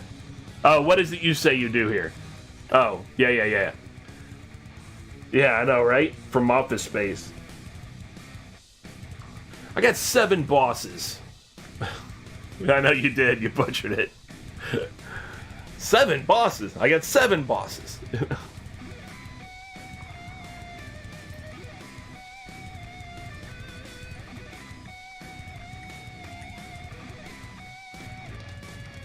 Oh, I know.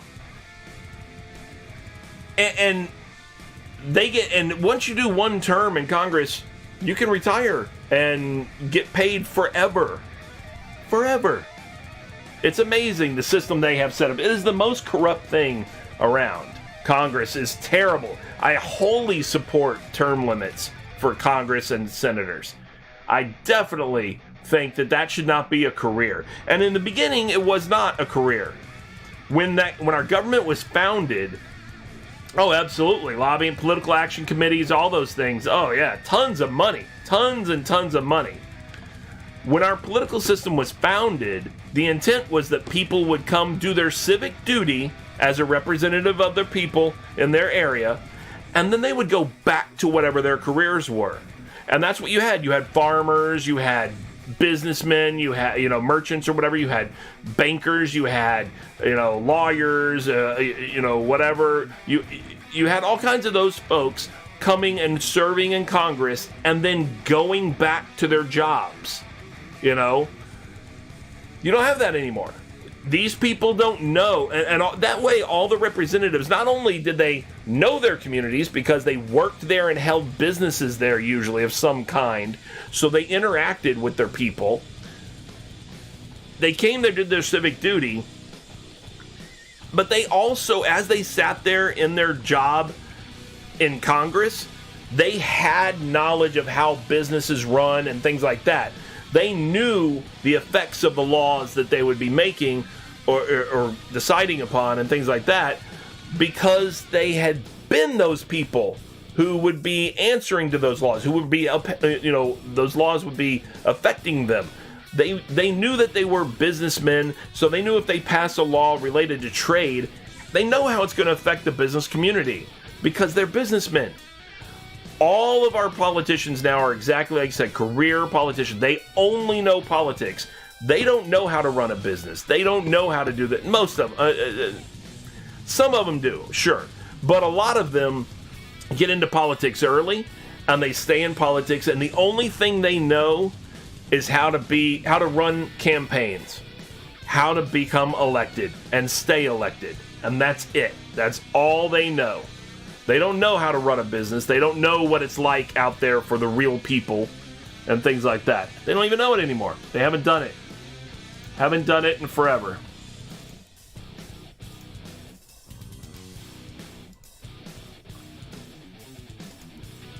I'm just going to go ahead and put this guy back into the cabin there.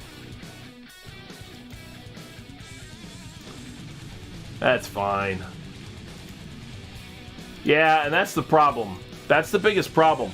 That's why I'm saying it. I support term limits for Congress and Senate. They should not be a career.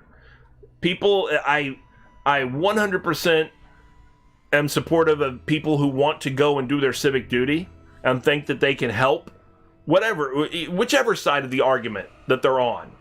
Whichever side of the argument that they're on. Even if they're on the left, if they truly believe in the cause and they want to go and do their civic duty, or if they're on the right and they truly believe in the cause and they want to go do their civic duty, that's fine.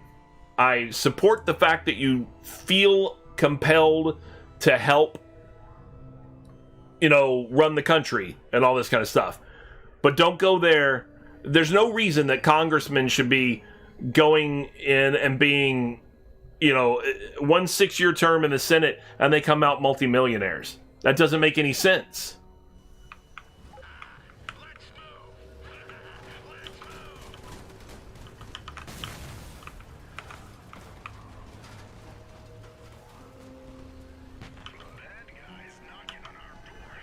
Yeah, see, that's all right. So that's a different problem, and that's a problem where we have a voter base who doesn't know anything about politics either. They vote, and they don't know what they're voting on, and that's a problem.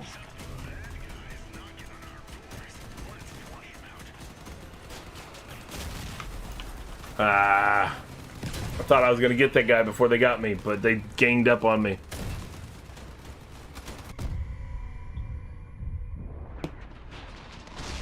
See, that's a problem is voters don't pay attention. They don't care.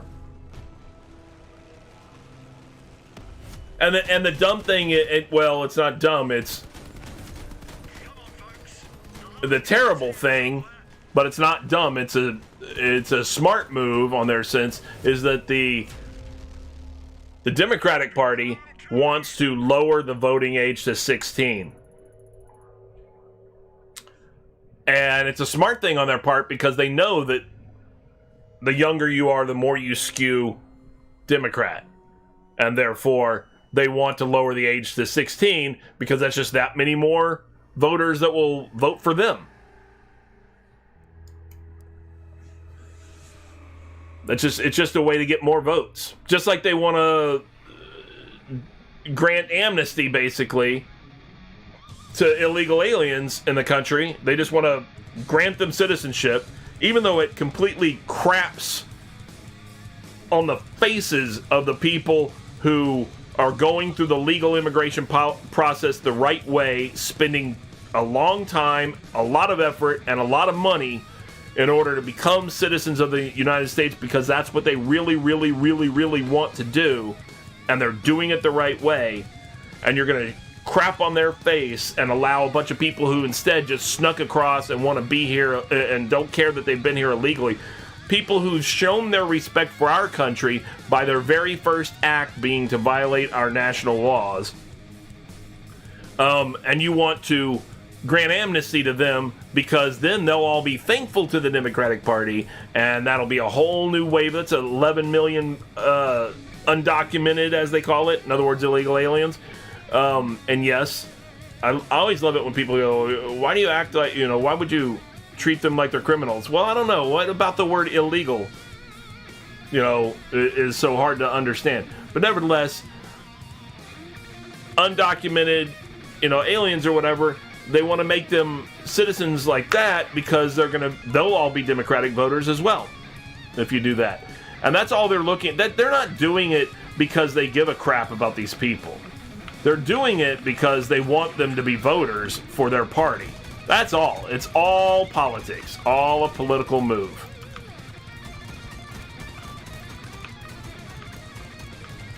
I mean, nobody cares. Nobody is sitting out there going, well, it's unfair, blah, blah, blah, blah, blah. No, you don't care about fair. You care about, will they vote for me? Okay, then I support their cause. Oh, crap. Well, that didn't help. Thanks. Damn these things, man. Those summators or summators or whatever. Yeah, absolutely they want to pander to them because they're going to... You don't need life experience as long as you have the authority to vote.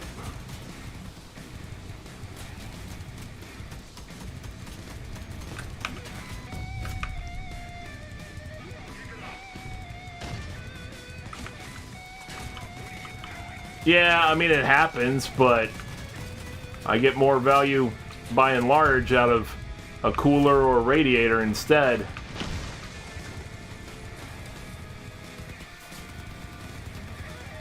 I mean, there's enough people around. Somebody will pick you up, and even if not, it doesn't matter. These matches are usually over in less than 2 minutes, so...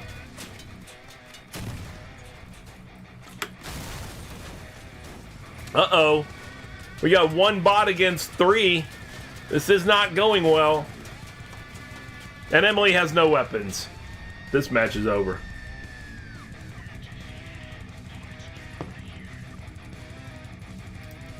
That was horrible.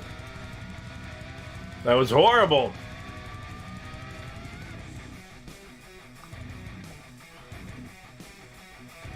I know. I talk about that quite often. It's not that it's a bad game. It's got a lot of polish to it, actually. Don't get me wrong. There's plenty more that they could add. A lot more that they could add, that they could integrate and develop within the game. I've talked about that quite a bit, actually. But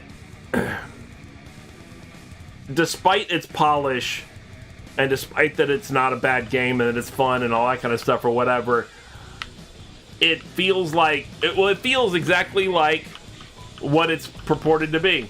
A wasteland. It feels like you're in a wasteland.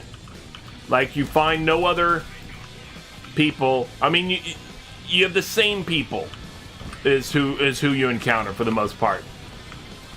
You know, it's got a limited customer base, basically, a limited fan base, and they're the same people, whether it's in-game, in-stream, whatever, it's the same people.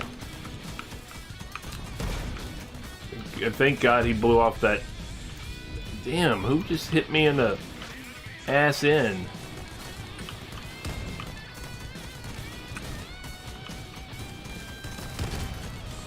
I'm trying to get this dude for you. My turn radius is horrible.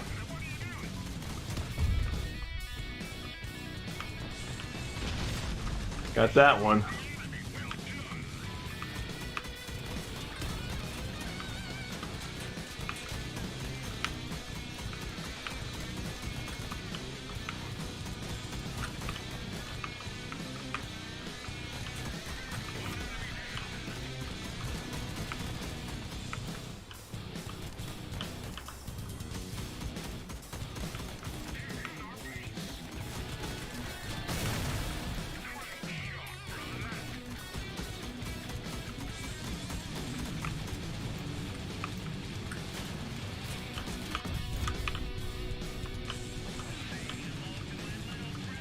Where's the other guy? There he is. I knew he was over here a second ago.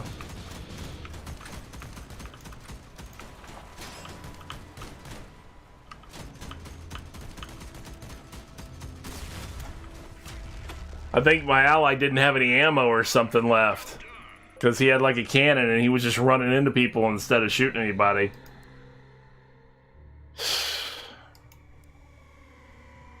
But that's fine. He pinned that dude up against the wall for me. Let me shoot him.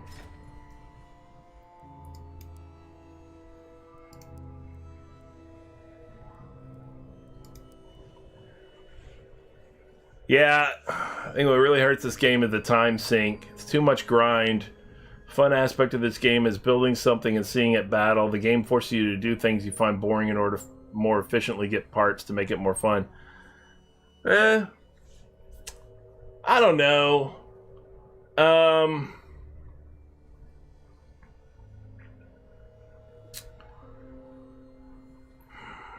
I don't know. I think there's a few things they could do. They could just add more content. And I don't just mean like temporary events and stuff like that. Those are nice too, to have temporary events, but they need to have more persistent content as well. Not only that, if they actually made it an MMO, an actual MMO, where you're driving around and you're seeing other vehicles or something like that, other people, you know, without having to be in battle with them all the time. You know, where you could actually just show each other your vehicles right next to each other and things like that, maybe. I don't know. Yeah, it can seem like a big hurdle, definitely. I remember it. I did it for a long time, too. But part of it is also, it doesn't have to be that long a grind. It's just that a lot of people don't know how to accelerate that grind. They don't, like the faction system and the crafting and all this kind of stuff or whatever, and the challenges. It's not all that laid out for people to understand, and get the most out of it right away. Damn, man, they tore up my back half.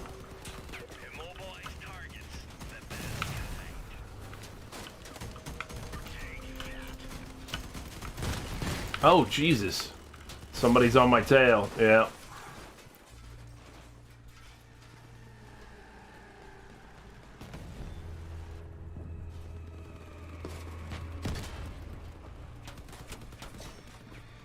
I mean, that's true.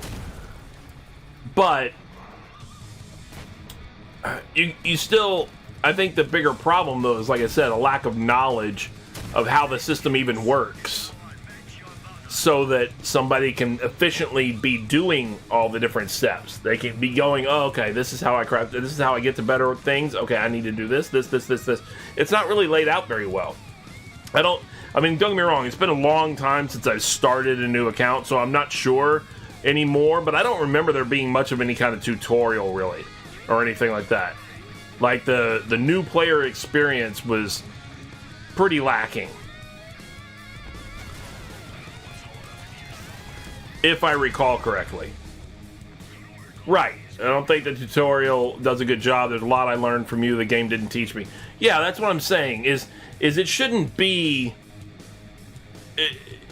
You should learn how to run the game, right off the bat. It shouldn't be where you're having to watch a Twitch streamer or something like that just to learn the game. Now, to get tips and tricks to improve things, sure, you're always going to have those YouTube videos.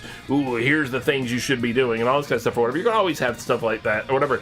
But you just to be able to learn the basics of how to improve your vehicle and things like that, that should all be taught to you in the tutorial. It should be laid out pretty clearly, where they walk you through making your first piece, and they just say, hey, and this is how it works, and stuff like that. Or they walk you through doing your challenges, doing it, on the first day. Even if you have to even if you just do it the first time, even if you don't like the challenges later on, you don't do them, whatever. But at least it shows you how to do this and do that.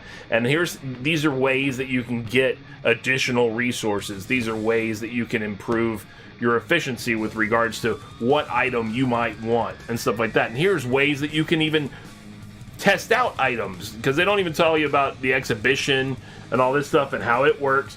Because it could be something as simple as that. Hey, here's how if you want to test out a weapon or something like that,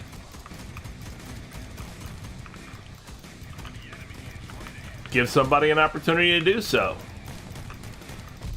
Oh, man. Look at that sniping cannon from across the map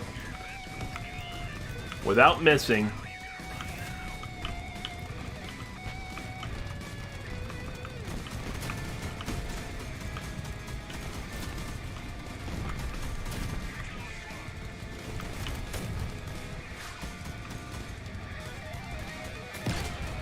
Good deal.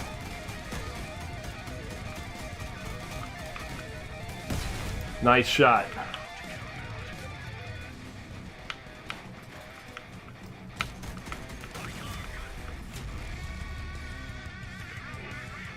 Yeah, I think that starter experience would be a big deal, because I don't know that there's not a decent amount of people who have tried the game.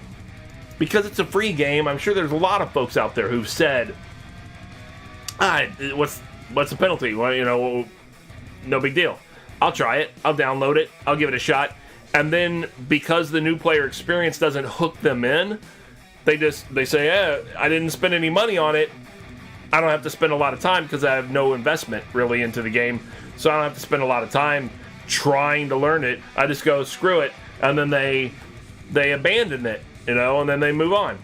They tried it for a little bit. They went, meh, it didn't catch me. And then they left. Well, that's all about the new player experience, High PS is an issue as well, so it doesn't discourage enough people to grind up to it. Doesn't encourage, enough people to grind up to it. Honestly, high PS doesn't seem fun to me. Space armored hovers with the same weapons. Yeah, I feel you there.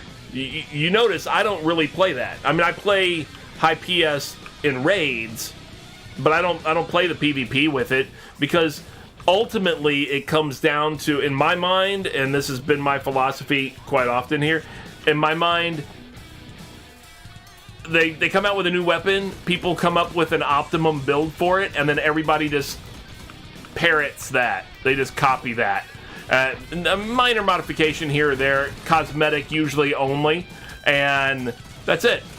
Everybody, oh, here's how you build a such and such build. And then that's it. And they just keep doing it. And then before you know it, you're like, oh, okay, well, oh, it's a hover tackler build. Oh, it's a dusk pyre build. Oh, it's a whatever. It's not novel. Everybody has the same build, essentially. They just look a little different.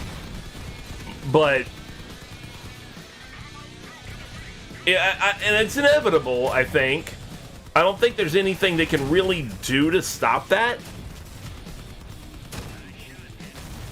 Yeah, I prefer low PS too. I really do. I like it because it's not...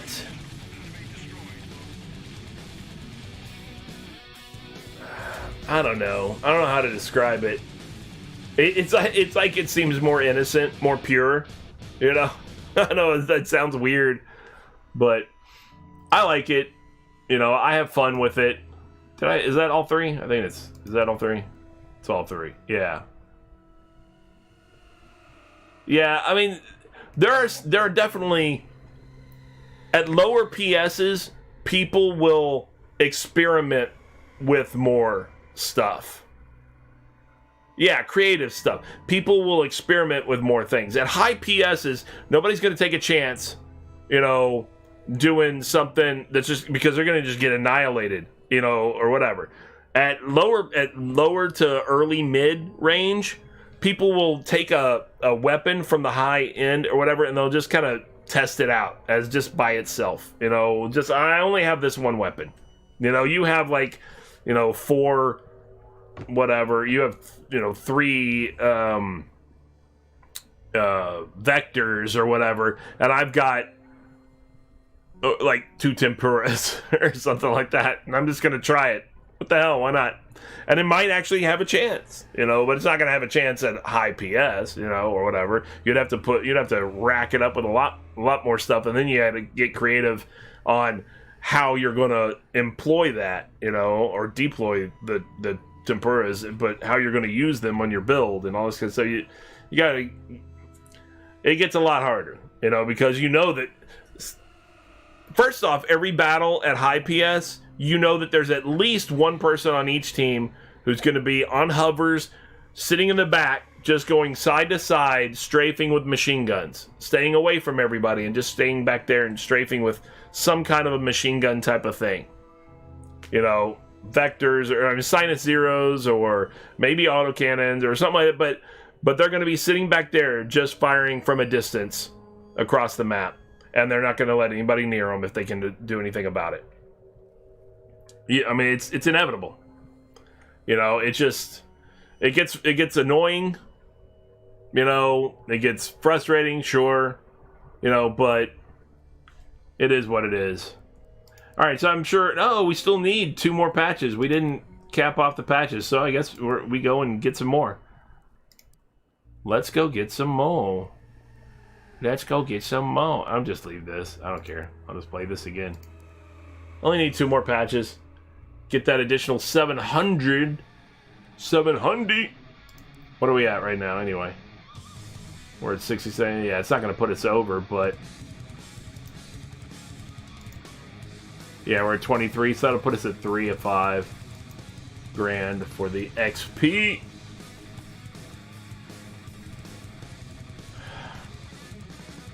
I have fun. I mean, if you're just going to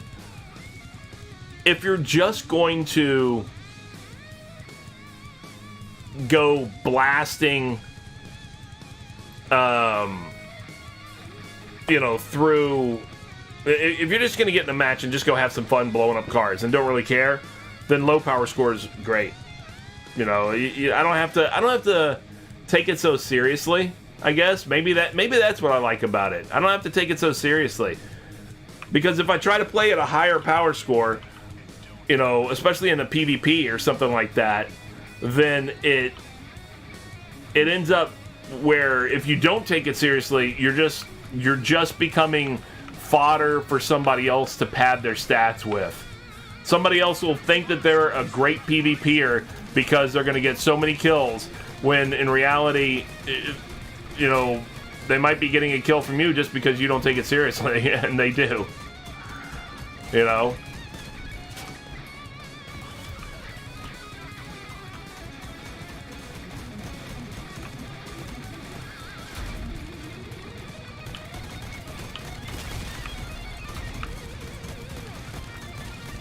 Premium side gives you whirlwinds? What do you mean premium side?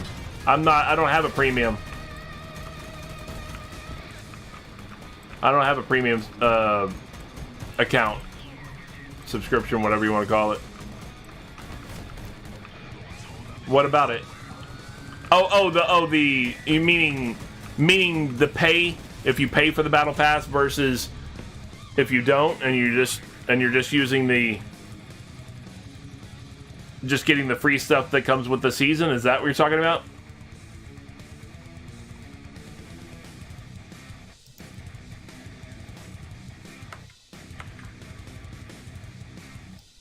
Here, I'll do this. Yeah, so here, if you look at the rewards, you know, this is free. These blueprints are free. It's not a whirlwind, though. It's a still wind, if that's what you're talking about. The legendary autocannon. This one you get for free if you paid for the battle pass. You get these with the free account, with the free during the season without paying for the battle pass. You get all those things, but you actually get the item, and not just the item, but a bumped up version of the item. You can see the yellow parts that are on the stats there. The time to overheating is a little bit longer, and the mass is reduced. And it says at the very bottom of the thing, mass minus 17%, time to overheating plus 10%, rotation speed plus 10%. That is a bumped up version of the weapon that you get for free, and then it gives you the blueprints for the stock weapon, and then the blueprints that match that same bumped up version. So you could make that bumped up version as well, but only during the course of the season. Once the season is over, you're not going to be able to make those blueprints anymore. These legendary items and things like that. None of the legendary items. I don't even think the regular ones. I don't think. But just like also if you, like, for example, if you pay for the battle pass, you're getting coins here. Like at 63rd level, you'll get this even if you're not paying for the battle pass, but then you won't get anything at 64th, but at 65th you'll get these. Whereas if you pay for the battle pass, you'll get the coins, you get all the other stuff. You get everything. That's why I say, if you're only going to throw a little bit of money to the game, I pay for the seasons. That's the only thing I've ever paid for. I've paid for 4 of the 5 seasons. I think this is the 5th season. I've paid for 4, I think. 1, 2, 3, 4. I think so. Yeah. At $10 a piece, the seasons alone are worth, or the coins alone, are worth it. And then you include all the free things you get also. But just the coins alone, for $10, you're getting 1,100 coins to 75th level. Excuse me. And then after that, you're getting an additional 20 more coins, so that if you play regularly enough that you're going to level, then it's worth it. If you don't play regularly enough, then it's don't bother. But if you play regularly enough that you're going to level, like pretty constantly, then yeah, it's very much worth it. You get all the stuff plus the coins, and the coins are 1,100 coins, like I said, to 75th level, and then 20 more for each level thereafter. You figure we've still got 47 days, and I'm already at 62nd level. So,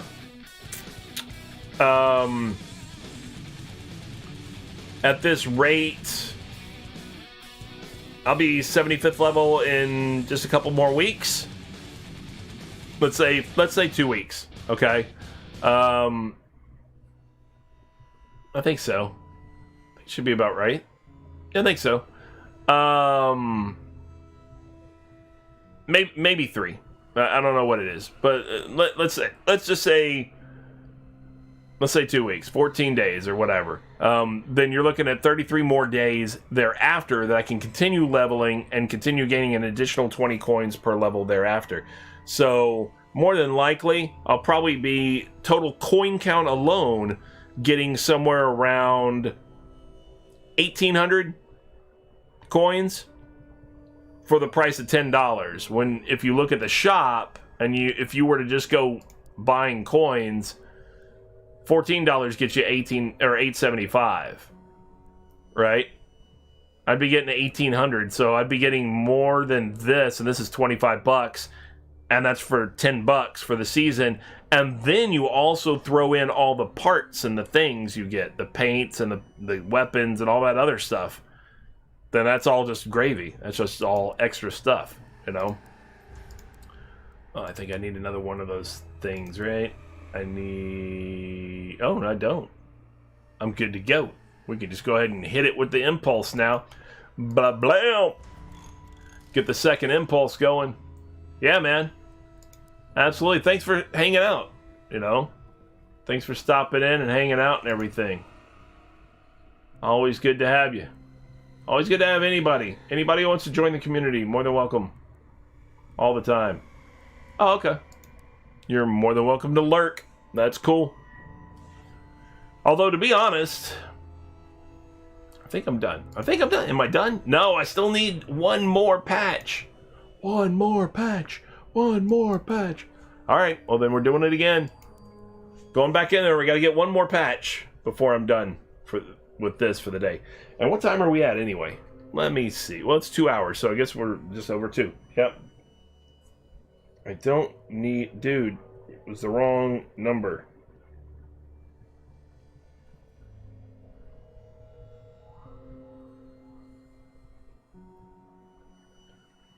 Yeah, delete that voicemail.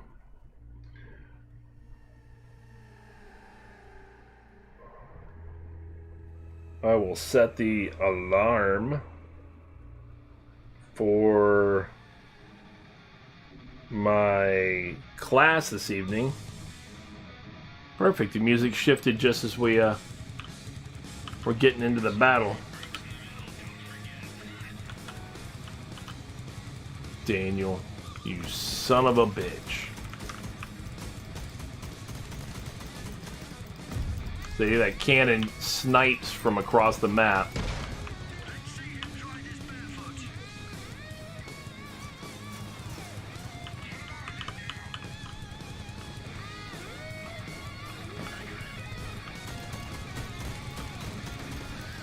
Of course it would help if my ally didn't run into me, but...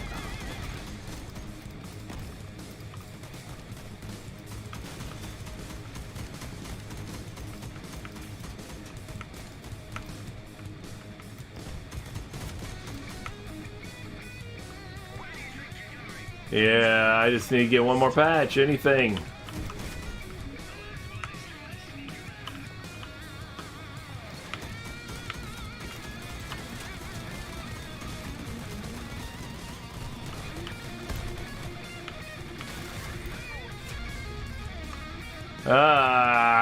Did I get a patch at all? No, damn it. I'm sure I was low on that one. Yeah, I didn't hardly do anything. You know what? In the next one, maybe I'll just sit back and get flawless. Just sit back, don't even do anything. Don't get shot. Just go hide. Just to get flawless so that I'm done. Because I want to move on to New World. I want to get back to New World. Even though it's the beta, and that's the thing that's aggravating me about it, is because it's the beta, I'm sitting there thinking to myself, I'm enjoying it, and then I'm like, but in just a few days, I'm going to have to stop playing it because the beta's going to end, and I'm going to have to wait until the end of the month for it to start up again, and then I'll have to start all over. Because they're going to wipe everything. Oh, well. It is what it is. But it's fun. It's fun. Oh, yeah? You can, yes, that's what I was saying is, yes, there's a place where you can post it right here in the exhibition. That's where you post your the things that you create.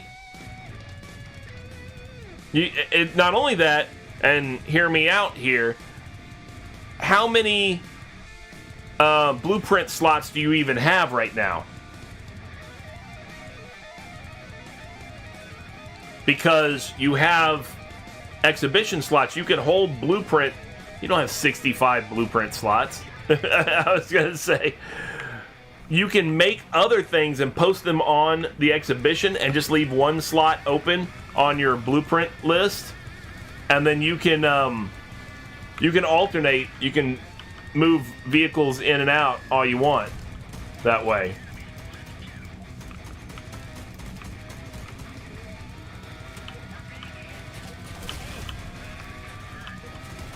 So you can keep that in mind in case you run out of you're running out of blueprint slots or whatever, and you go, hey,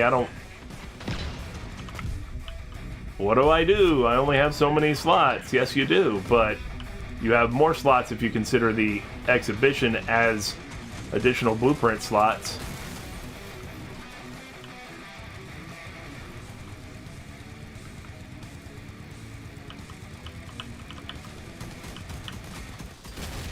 I just ran into his face.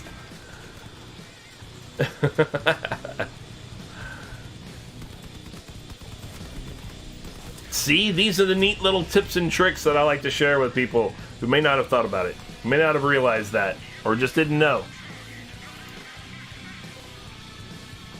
Oh, I didn't see. I didn't get a patch. Urgh.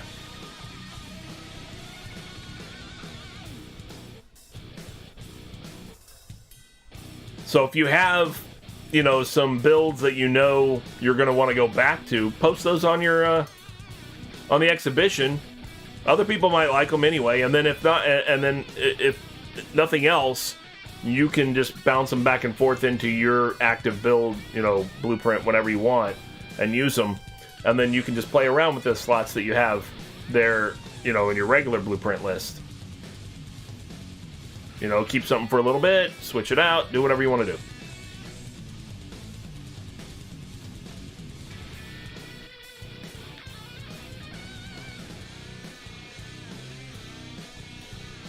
But I know that's always a problem for a lot of folks who like to come up with creative builds and all this stuff. Is they're like, oh, I got an idea for this, I got an idea for this, but I only have so many blueprint slots, and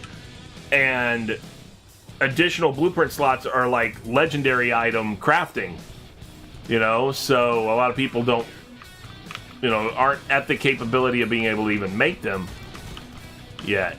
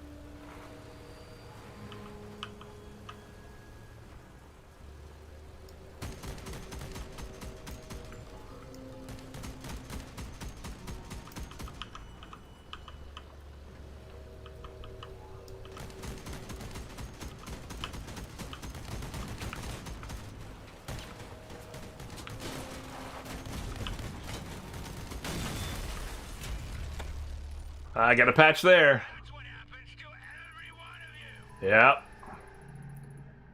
Cool.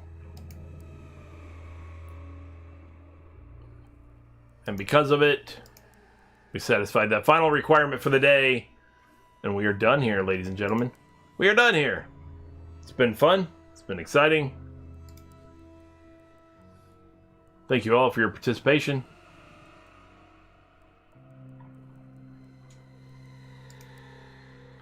I think I am going to go ahead and call this. I'm going to go ahead and call it for the afternoon for Crossout. It is 2:20 my time. Your time too, C-Charts. I am going to grab myself some lunch real quick, and then I will be back on probably with a little bit of New World for a couple of hours before I have to break for my evening class. But for now, thank you for tuning in. Thanks for the conversation. Thanks for the company and the camaraderie, of course, as well. And I will see you guys hopefully tomorrow at noon if you don't hang out for or come back on when I come on with New World in a little bit. Then, if nothing else, hopefully I'll see you guys tomorrow, like I said, at noon. And that will be Crossout again.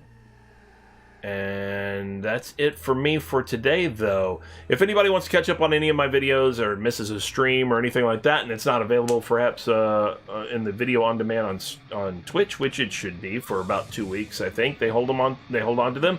Then Secret Squirrel Games is also a YouTube channel by the same name with the same logo as this one right here over my head, and all my streams are captured over there into perpetuity. You know, for historical reference, you know, for when civilization collapses, someone will be able to catch up on some Secret Squirrel Games when they find that, and they dust off that digital hard drive somewhere from the YouTube, you know, ruins somewhere, Google ruins, you know. Nevertheless, anyway, I appreciate everybody, like I said, for tuning in today for the conversation and the camaraderie. And I will be back on in probably, it won't take me that long, maybe 15 minutes, you know, with New World.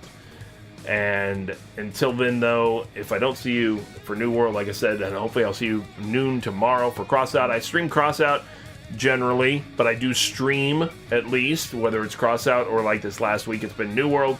At noon on Tuesdays and Wednesdays, Eastern Time in the United States, which is -4 UTC, and at 3 p.m. Thursdays and Fridays. Same thing, Eastern Time. And other than that, I will see you guys later. Thanks for hanging out. Talk to you guys later.